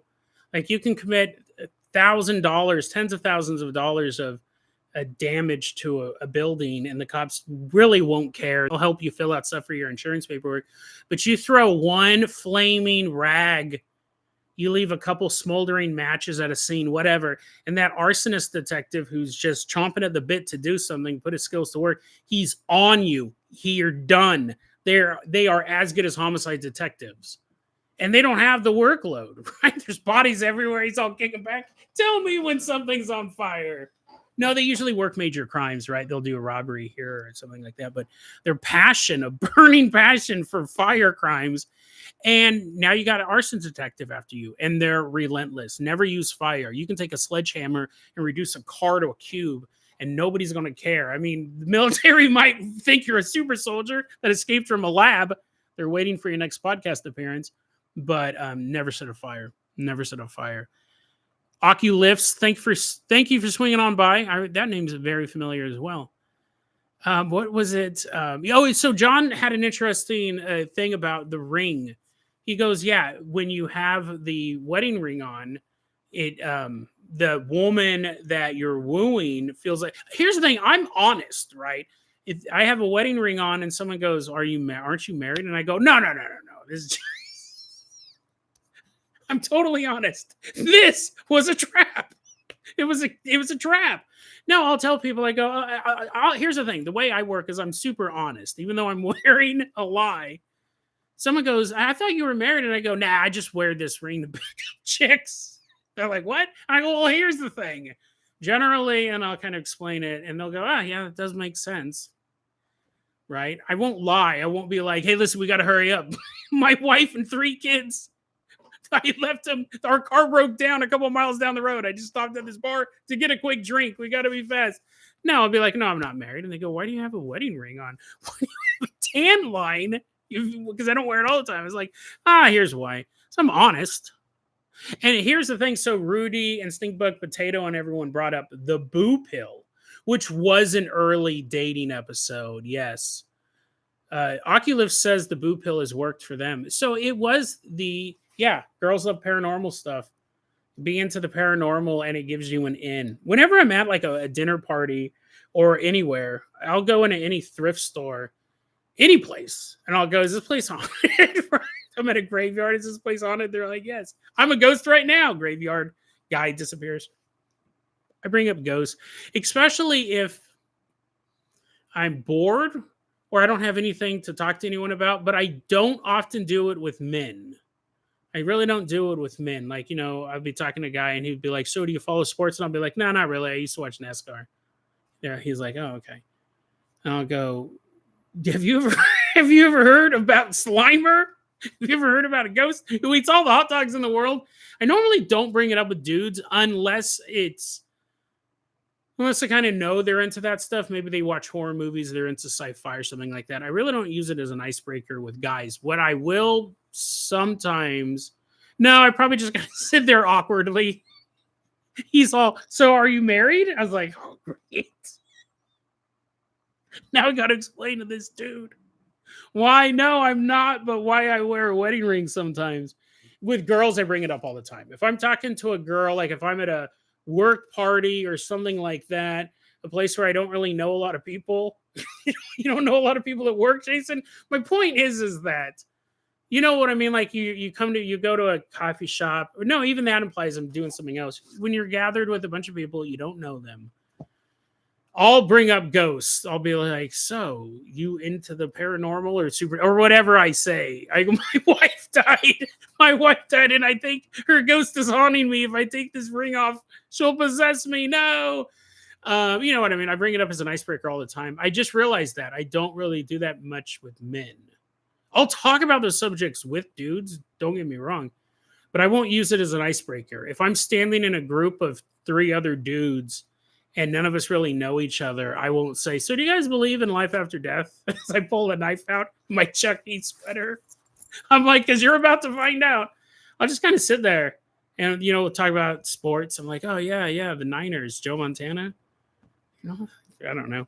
But if I'm standing there and there's 3 women around and we don't really know each other, I'll say, "Hey, let's talk about ghosts," or like, "What's the scariest thing you've ever seen?" As I pull a knife out, I'm wearing my Chuck E. sweater. That's how all my stories end. Anyways, yeah, boo pill works. Women love talking about paranormal. Let's see here. Oh, so Connie Chungus and Drawing Till the Casket Drops, who I did not know that was his name now. I said your name changed all the time. Connie Chungus says next year I should come down to Coral Castle in Florida and give me away when they get married. What? Wow! Congratulations! They've been dating a long time. That's really it's about time Casket Drops now. No, super interesting. It's funny if I honestly thought, because I don't pry into your guys' personal life, but a lot of times we talk enough over the years. I wonder whatever happened to them. I was thinking about them, and I'll never ask. I'll never ask because I don't know. I remember a couple of years ago, I thought, because I would message one, and sometimes I'd get responses from both that couple there, and then for a while, there that wasn't happening. I was just messaging Casket Drops. and I never heard from Connie. And I thought, oh, I wonder if they broke up because they would reference each other from time to time. And now, but no, I guess not. I guess they're together. That's awesome. Yeah, it's the same thing with Art. When Art stopped playing Battlefield, he's like, dude, I don't have 80 hours to play. No, I go, well, I wonder if something bad happened to him. I wonder maybe he got a new video game. I don't know. Maybe something great happened to him. He can't play Battlefield anymore. But I never pry. I just go, well, I hope things are well. And here he is. So I don't know if I'm going to play later tonight, but I really want to. John asked, you don't have to answer this, but have you ever weirded out a date by talking about something too crazy? Oh, yeah. Absolutely. But, a lot of times, like, there's a date and then there's like meeting someone at a bar or a party. That definitely happens more if I'm going on a date. They kind of already know what they're getting into. Like if I say, "Hey, why don't we like what are you doing this weekend? Do you want to go hang out?" Sure. Okay, let's exchange numbers. Nowadays they probably do it all on Instagram. That at that point the girl kind of knows what she's getting herself into. She's obviously either had a conversation with me that we're going to meet at another location. Like, Jason, quit. We know you're not trying to sound like a serial killer. But it's true. You talk about this stuff. You use the worst possible words. You go to a restaurant. That's all you had to say. We make an appointment to go to a restaurant, not a third location, an unknown location. Yeah, that's why I never did that dating episode. People go, you can't explain it in a way that doesn't make you sound like a psychopath. Even though they agree, they go, no, those are all really good tips for meeting women and for building relationships. It's not all trickery, but you can't say it without sounding like a psychopath. So by the time I'm going on a date with a girl, she already knows what she's kind of getting into, right? She knows my personality. I don't really do blind dates. They've always gone terrible. I've done very few of them, maybe one or two. But you know what you're getting into. You know that I talk about ghosts. I'm into the paranormal. That's probably why we're going on a date. We're sitting at a big table. A lot of this stuff definitely was pre-COVID. This doesn't happen as much. But you're sitting at 5 years ago, you're sitting at a big table. There's probably 15 people there. 4 of them. So this big group of friends hanging out. And you start talking to a girl that's a couple on the other side of the table, a couple chairs down.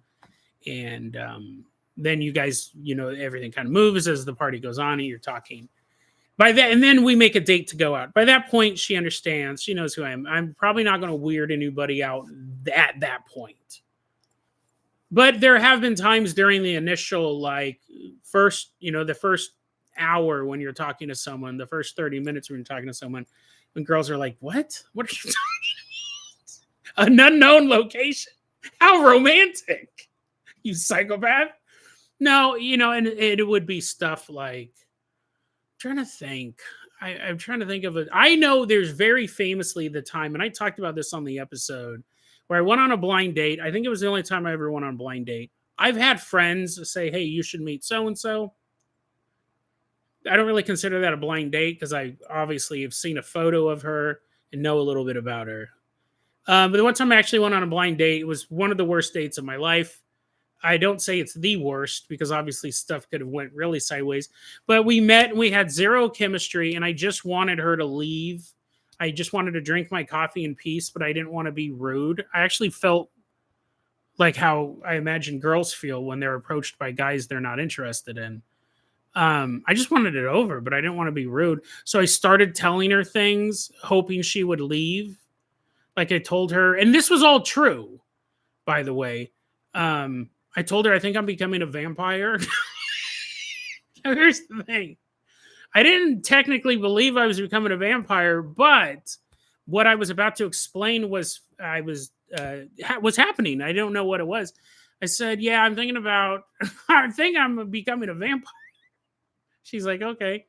I go, yeah, it's really weird. The past week or two, I feel my organs shifting in my body. I did feel that. I would feel like these weird jolts all over in my guts. Like I feel like my liver go boom. And they're like, what? And I feel like my organs shifting, and I go, yeah, I'm pretty sure my organs are shifting in my body. I keep feeling them move around. I go, I think it's my body making me more efficient of a hunter, of a killer of men.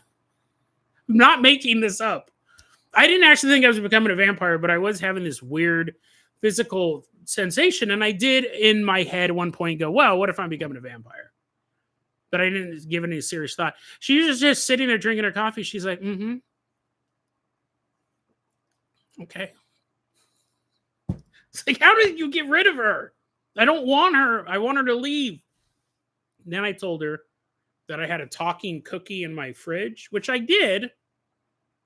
He didn't talk. Jason, you just had it. Like this. You're like, what? He had a talking cookie, and I did. Then he says he didn't talk, so it's just a cookie. He just had a cookie in your fridge. I had a cookie in my fridge, but it was shaped like a person, a little alien. I called him Grigo. I bought it for Starbucks. The cookie was probably 3 or 4 years old because I couldn't eat him because he looked so awesome. And I remember one day I opened the fridge and I thought, what if he was alive? What if he goes, thanks for not eating me? I'm the longest living member of my species now. Let's have an adventure. And he never did that, but I just had that daydream. And so I wanted this girl to just leave. I didn't want to be rude. And then she didn't. I told her I had a talking cookie in my fridge and he was an alien. And she's like, oh. Mm-hmm. So finally, like it was an hour long thing. And finally I was like, well, I got to go take care of my cookie. I think he's planning on invading the neighbor's barbecue pit. I'm going to help him with that plan. Eventually I was just like, okay, and I never talked to her again. She probably goes, what a weirdo. But like, why didn't she leave? She should have left. It's almost like, I don't know. But anyway, so that's probably my worst. I don't want to say that's my worst date, but that's the example I bring up when I was just trying to put somebody off. I remember one day, never mind, I'm not going to tell that story. So anyways, that was that. That was a bit of the dating thing. Treetop Flyer, Full Spectrum. It's Castro T. Lost their password for the old channel, but they're back. I remember, yeah, a lot of you guys, man, long time. This year, now that we're down to the 3 days a week, I am making a effort to going back to responding, or at the very least, I read all the YouTube comments. But sometimes I'm doing them on my phone. Sometimes I'll think of a response, something I want to answer and I don't do. But a lot of times I just didn't have time. I read the comments, but I used to respond to them a lot. I want to get back into doing that this year because you guys have been just giving me so much love. I like having that interchange with you. Whenever YouTube tried shutting down my channel, the thing that I was like, dude, all those comments, man, all those conversations are just going to disappear. And that kind of bummed me out. So yeah, Connie, maybe that would be cool to go down there and to be at your wedding. She's like, oh, how do I delete a comment? How do I delete it? Nope, it's too late. You put it in the world. It's going to happen. Let's see here. I'm sorry, this is dancing around. Yeah. Okay, I'll take a look at that one. Let me scoot down here. I'm going to read backwards here. Rudy says maybe she didn't want to leave because she was afraid I would stalk and kill her. I wouldn't have cared. I wouldn't have even had the energy to stalk her. Just wanted her to leave. Maybe she thought that. We were in the middle of a day. It was at a coffee shop in Davis. It's funny, the things that you remember and the things that you don't. I just was like, just leave, dude. Just leave, but I didn't want to be rude. Let's see here.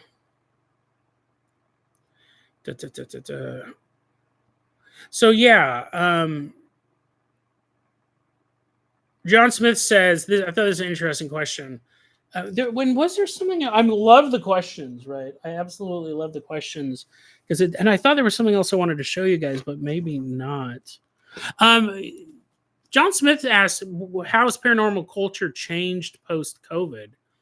You're very in tune with the overall landscape of things. I'm curious as if you've seen a shift. I don't Not necessarily. That's a really good question, though. I mean, conspiracy culture changed dramatically post COVID with the.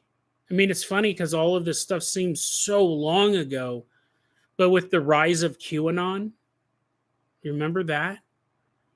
And you had a conspiracy culture shift in such a way that you. Here's the thing: you don't know if this was always bubbling under the surface or if there was an actual change.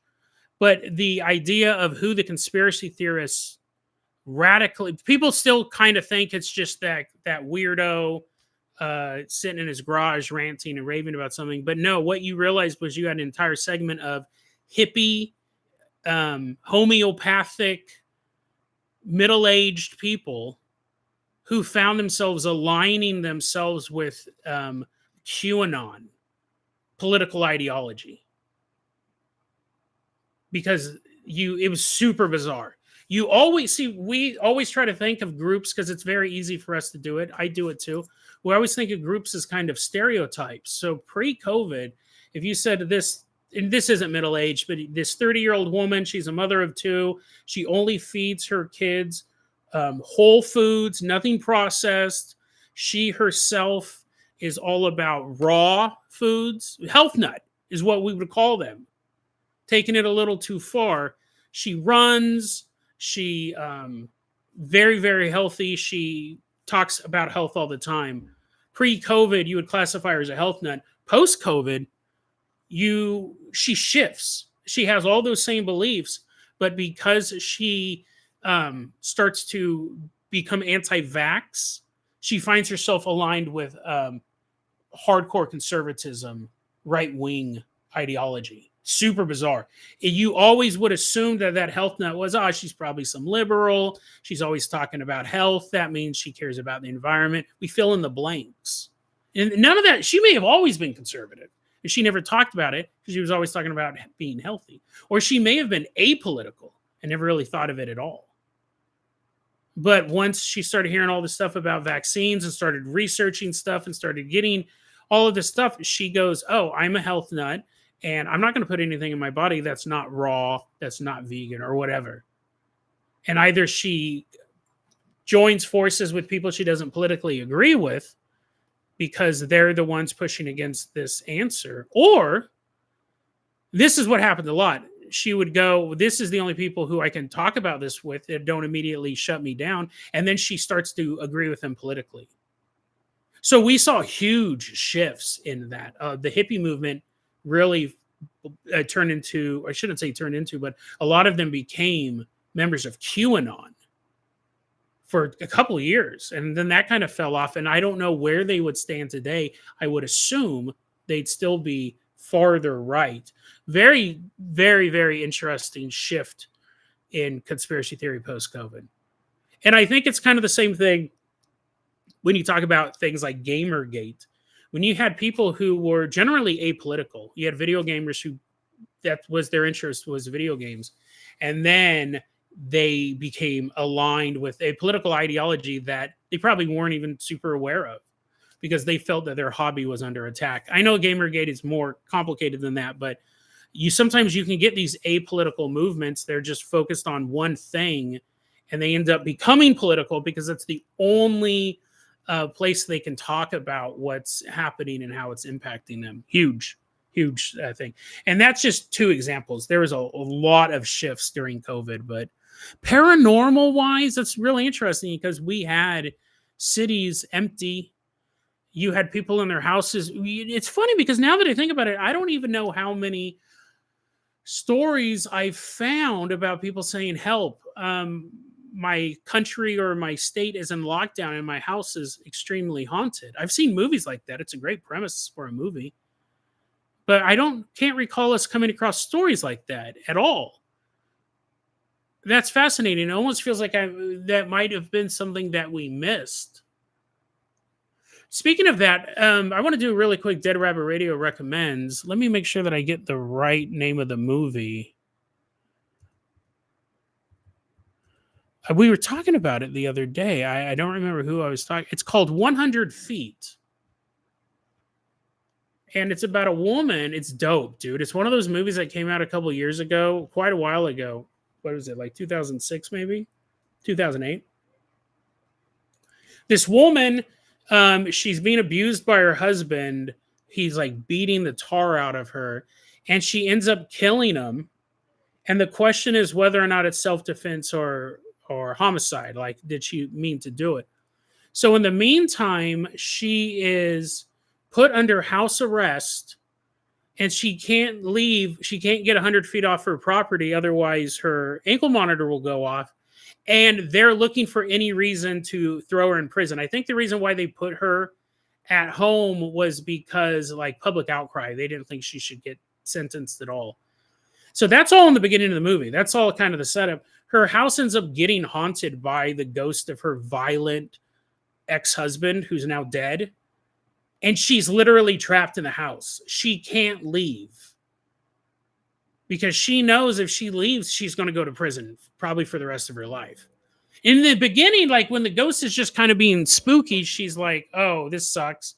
But as the violence ratchets up and she really wants to leave, it's a really good horror movie. And it's basically just one house.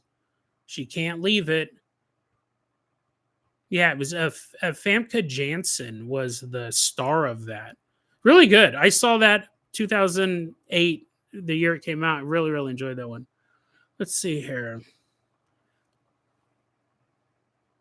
Yeah, it's funny, John. I'm looking at these comments. John says, "You think people being trapped at home?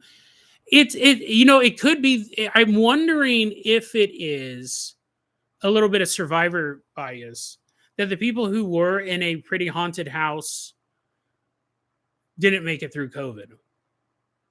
Like you, if you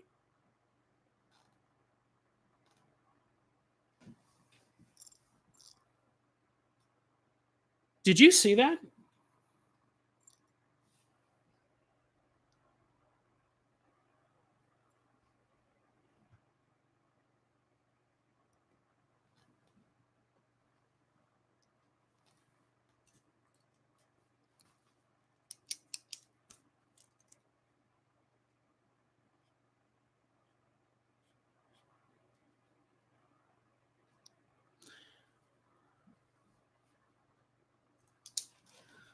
It may have been. See, here's the thing. It may have been nothing.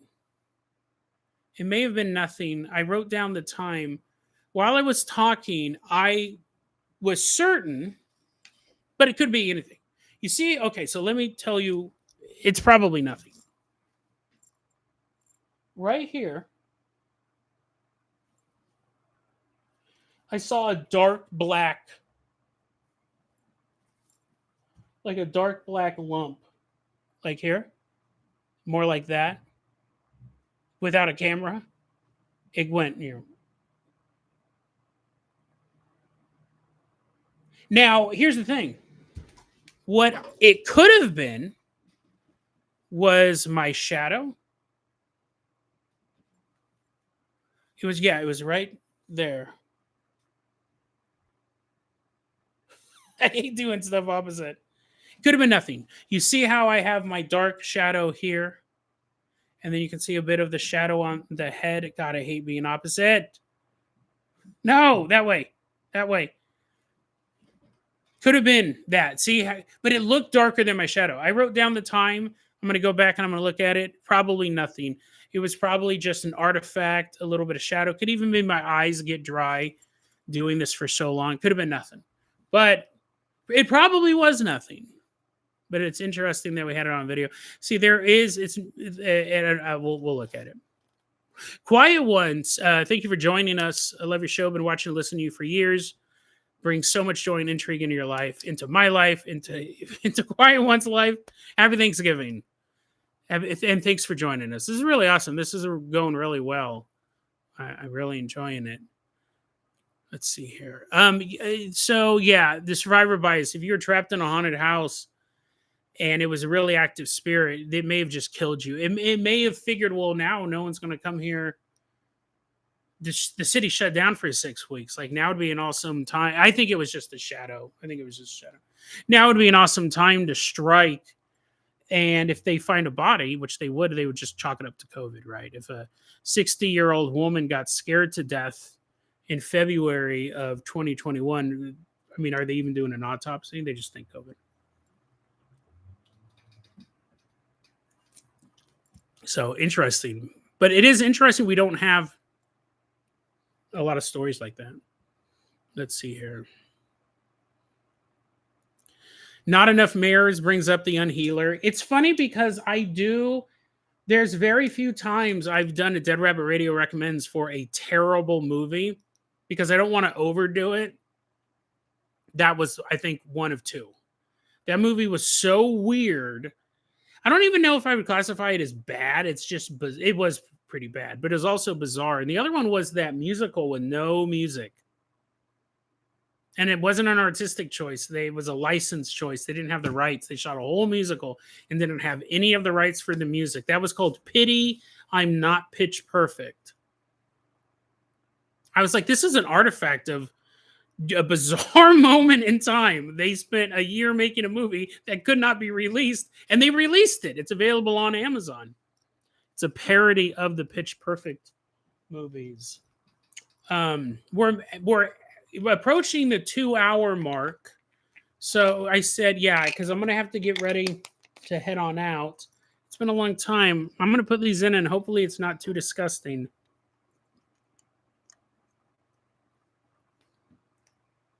For you guys, I'm trying not to make mouth noises.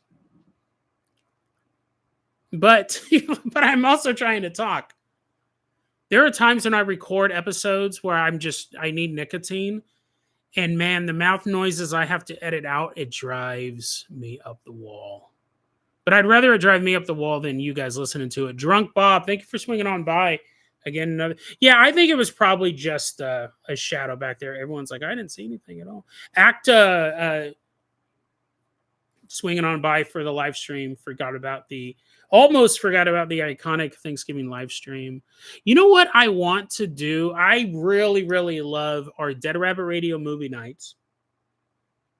And I don't know if we can fit one. We're not going to be able to fit one in this month, but we'll definitely do one for December. I like doing the Dead Rabbit Radio movie nights and the Dead Rabbit Radio movie mornings. We're going to keep that up. I think we're going. I mean, I'll run this by you guys because we got a pretty mixed group here. And I don't know why I decided to do it this way.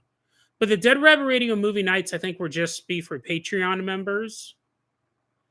Because I always feel like they don't get enough. They don't give enough for all the support they give me. And I like doing that. But I think the Dead Rabbit Radio movie mornings, we may open up. This is what we did last time. It was open to everybody. Everybody could join the Dead Rabbit Radio movie morning. And I think it went really well. I think it's good to have a Patreon one. And then what? Because, I thought, because I go Saturday in the morning, it's kind of a weird time to be watching horror movies. That's more for the international audience anyways. So I go, yeah, let's just open it up to everyone. And it actually went really well. It went really well. So I think we're going to do, I keep looking over my shoulder. I think we're going to continue to do that. Yeah, I always want to give more stuff. I've toyed around with the idea of uncut episodes for the Patreon members, but usually the stuff that's cut, it's cut because it's not compelling. Every so often, there's a part that I cut out that is really good. I just cut it for time, and I've thought about uploading that to the Patreon feed only. But I never do. It maybe now that I have more time to work on stuff, that will change. But yeah, give some more to the Patreon, but then also having that movie morning for everyone. I love watching short horror movies, and it's funny because I'm finding them all the time on YouTube, and I was like, I got to save this one. I don't know if it's good or not, but I want to watch this, but I want to save it to watch it with you guys. I think that would be really awesome. So yeah, I think that this has been a really good Thanksgiving special, considering where we started off. Me in a bathrobe, somehow mysteriously still dripping wet, to multiple outages, and we're still here.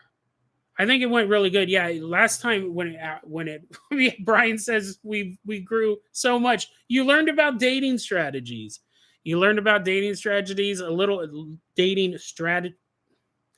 I think I'm mispronouncing strategies. Strata, strategies. Anyways, dating tips. Um, some of them, right? Not all of them. Maybe it'll be an episode like that someday. No, I'm glad you guys came by. Brian, thank you so much. John, thank you so much. Yeah, Acto. Yeah, we had a pretty crazy one. What else did we talk about? Oh, my bookmarks of the most disturbing true crime headlines possible. Like, I mean, just the headlines are bad. The articles are worse. So yeah, Dead by Dark. That's a great name for a podcast, actually. Or is it Dead After Dark? It might be Dead After Dark, but that is horrible. Why would you even put this in a headline? Anyways, yeah, I think it act top 10 epic crime headlines. You know what? Oh, so that's a good question. That's a good question. Bam Junior, thank you for swinging on by. Human Replica, see you at Seaside as well. Hey, I can't wait. My haunted underwear speech. I'm really looking forward to it. I want to do video. I really want to do video outside of the 1 minute long TikToks. That's actually not a bad idea. See, here's the question. Acta says top 10 epic crime headlines. That's not a terrible idea. When I do video, I want to do some paranormal stuff, but I'd also like to do some true crime stuff. What's really interesting, we might go a little bit long. I don't want to keep you guys. There's a huge, and I mean, it's really interesting to watch. In the paranormal community, AI art has completely taken over. Completely taken over. I watched it at a convention or two ago. One of the leading UFO researchers would do these presentations, and he used AI art. And he would show me it, and I was like, oh, because AI art is interesting, but I know that it impacts artists. And he goes, yeah, I'm having a lot of fun with this, and he's older, and it is a cool tool, and he's using it in his speeches. What he's talking about is so unusual. And that was I thought, it was just going to kind of be a one-off thing. Phantoms and Monsters has moved to almost all AI art. A lot of the paranormal channels are using AI art. Now even some of the true crime channels are using AI-generated video and voice, like from start to finish. And it's so good. The only reason I knew that the voice was AI because it was mispronouncing words. And I know I mispronounce words, but when a AI will mispronounce a word in a certain way, everything else about the voice sounded perfectly. And I was watching a video about a guy who was doing lock picking slot machines in a casino. It took me maybe 5 or 10 minutes to figure out that it was AI generated video, because maybe less than that. The lock pick he used wasn't actually physically possible, and in between him using the lockpick, it changed each time. And I go, wait a second. Even the video's AI. It's all AI because it couldn't replicate the same lockpicking mechanism each time. So if I did paranormal stuff on YouTube, I don't want to use AI images. It could just be a video of me talking about the paranormal, which, I mean, it's kind of just like the podcast. But I kind of want to do something different with video. I just don't want to have this. I want to learn to edit. I used to do editing and stuff like that. I want to edit and use graphics and stuff like that. The epic true crime headlines, I might not call it that, but the true crime headlines has headlines and photos and all that stuff. Yeah, I can give proper credit to the photos, or maybe just drawing, right? Maybe I draw a picture of the guy. But yeah, the true crime lends itself more, even if it's stock footage of police cars or stock footage of a empty house, all the lights are off and stuff like that. It kind of lends itself more to YouTube stuff than paranormal, unless you're going AI, because they're all going AI. Yeah, Rudy goes, they don't like AI videos. Why should I bother watching a video you couldn't be bothered to make? After I really, because it probably took me, I wouldn't say 10 minutes, but it took me a while to realize the video was fake. I thought, oh, they just use an AI voice because it mispronounced instead as instead or whatever. And it did a couple of those. I stopped watching the video. I go, yeah, if this guy's not, I mean, it's an interesting story, but it's just nobody made it. It's all prompts. I think that'll change. I think eventually we will become the QAnons. We'll become the weirdos who don't accept it because it's going traveling so fast, especially in the world of the paranormal. John says Project Bluebeam for the modern man, definitely. John Smith said, "Have you seen the latest round of AI cryptid videos?" I've seen a little bit. I don't know.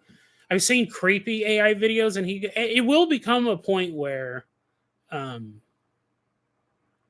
you won't be able to tell if a real alien landed. Yeah, for sure. You know, Brian Blackwood says, as writers, Michelle and I have opinions on AI too. It's really interesting because James, thanks for swinging on by. James Gorman, love you guys too. Um, you can use AI as a tool to edit. You can use AI as a tool to format.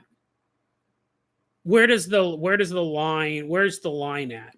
I've used AI in episodes where I remember specifically there was an episode I did about a bus crash that turned a bunch of people into acid, like they were melting. And I went to ChatGPT and I go, "Can you find me any other sources of this story?" Because I had a Wikipedia article and I couldn't find anything else. And it was able to find me because it took place in Brazil. It was able to find me two more articles as well as photographs from those newspapers. Perfect. It helped me with the research when I got stuck. There's two stories that I gave the AI the article and said, "Can you write my notes?" I gave it this. I did this over the summer. I gave it a couple copies of my notes and said, "Can you write this?"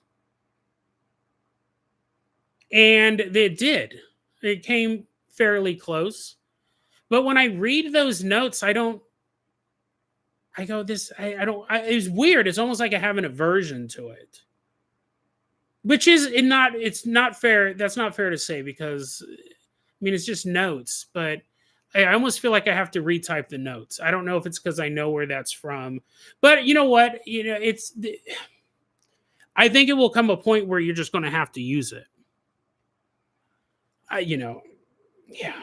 I don't know. I mean, again, like John goes, Acta goes, you can generate the assets, the research, and the voiceover is still yours. I think that's important too. I think if the voice was real in that video and the background was AI, I probably would have finished it. Or if the illustrations and video is real and the voice was AI, because it was really convincing, I probably would have finished it. But the fact that it was both of it, you know, yeah. So yeah, I mean that's kind of the way that it is. It's not that I'll never use AI. I'm sure that it will just become a tool. What is it like when you post on Instagram? It gives you two options now: generate a post or generate AI. So much of it, YouTube, all the podcast episodes are going to have AI added onto them, and that's not even my choice. YouTube will start just adding AI visuals to all of the stuff, and you won't have a choice. It's coming. So the question is, where do we use it? Where do we draw that line? And I don't know. It's a big question. I love covering the topic, but I think it'll be like the weight loss drugs that I talked about recently. When you're working, your boss will be like, "Where's the AI? Where did those images? You're supposed to generate those images like that. It'll just be something." So I think Phantoms and Monsters and all that stuff are just kind of ahead of the curve. But I would still like. I'm not going to say that I'll never use AI. Because that's just not true. But I try to limit it or try to figure out a way, keeping my voice the same. And again, I can't see myself using AI images for Dead Rabbit Radio. I think that's just kind of a decision I've made in the back end. So, but with true crime, I like it because we can have the headlines, we can have the photographs, crime scene stuff, but obviously no crime scene photos for Dead After Dark. John did ask for one more headline. He wanted to hear one more where we go. Um, so I mean, we'll give it to him. It's his Thanksgiving present and a Thanksgiving curse for the rest of you. This is a rill. headline from Crime Online of a crime that took place in 2021. This is just the headline. Never mind. Never mind. No, I don't want to. It's going to ruin too. You're like, well, we know the first word. Well, now John goes, hey, thank. Okay, now I have to say because people are like, yay. They're not cheering the headline, by the way. This is the headline: pedophile who murdered two women and filmed himself raping co-worker's dead body learns fate in court. Pedophile who murdered two women and then engaged in necrophilia on camera. He was sentenced to life sentences without parole, consecutive sentences.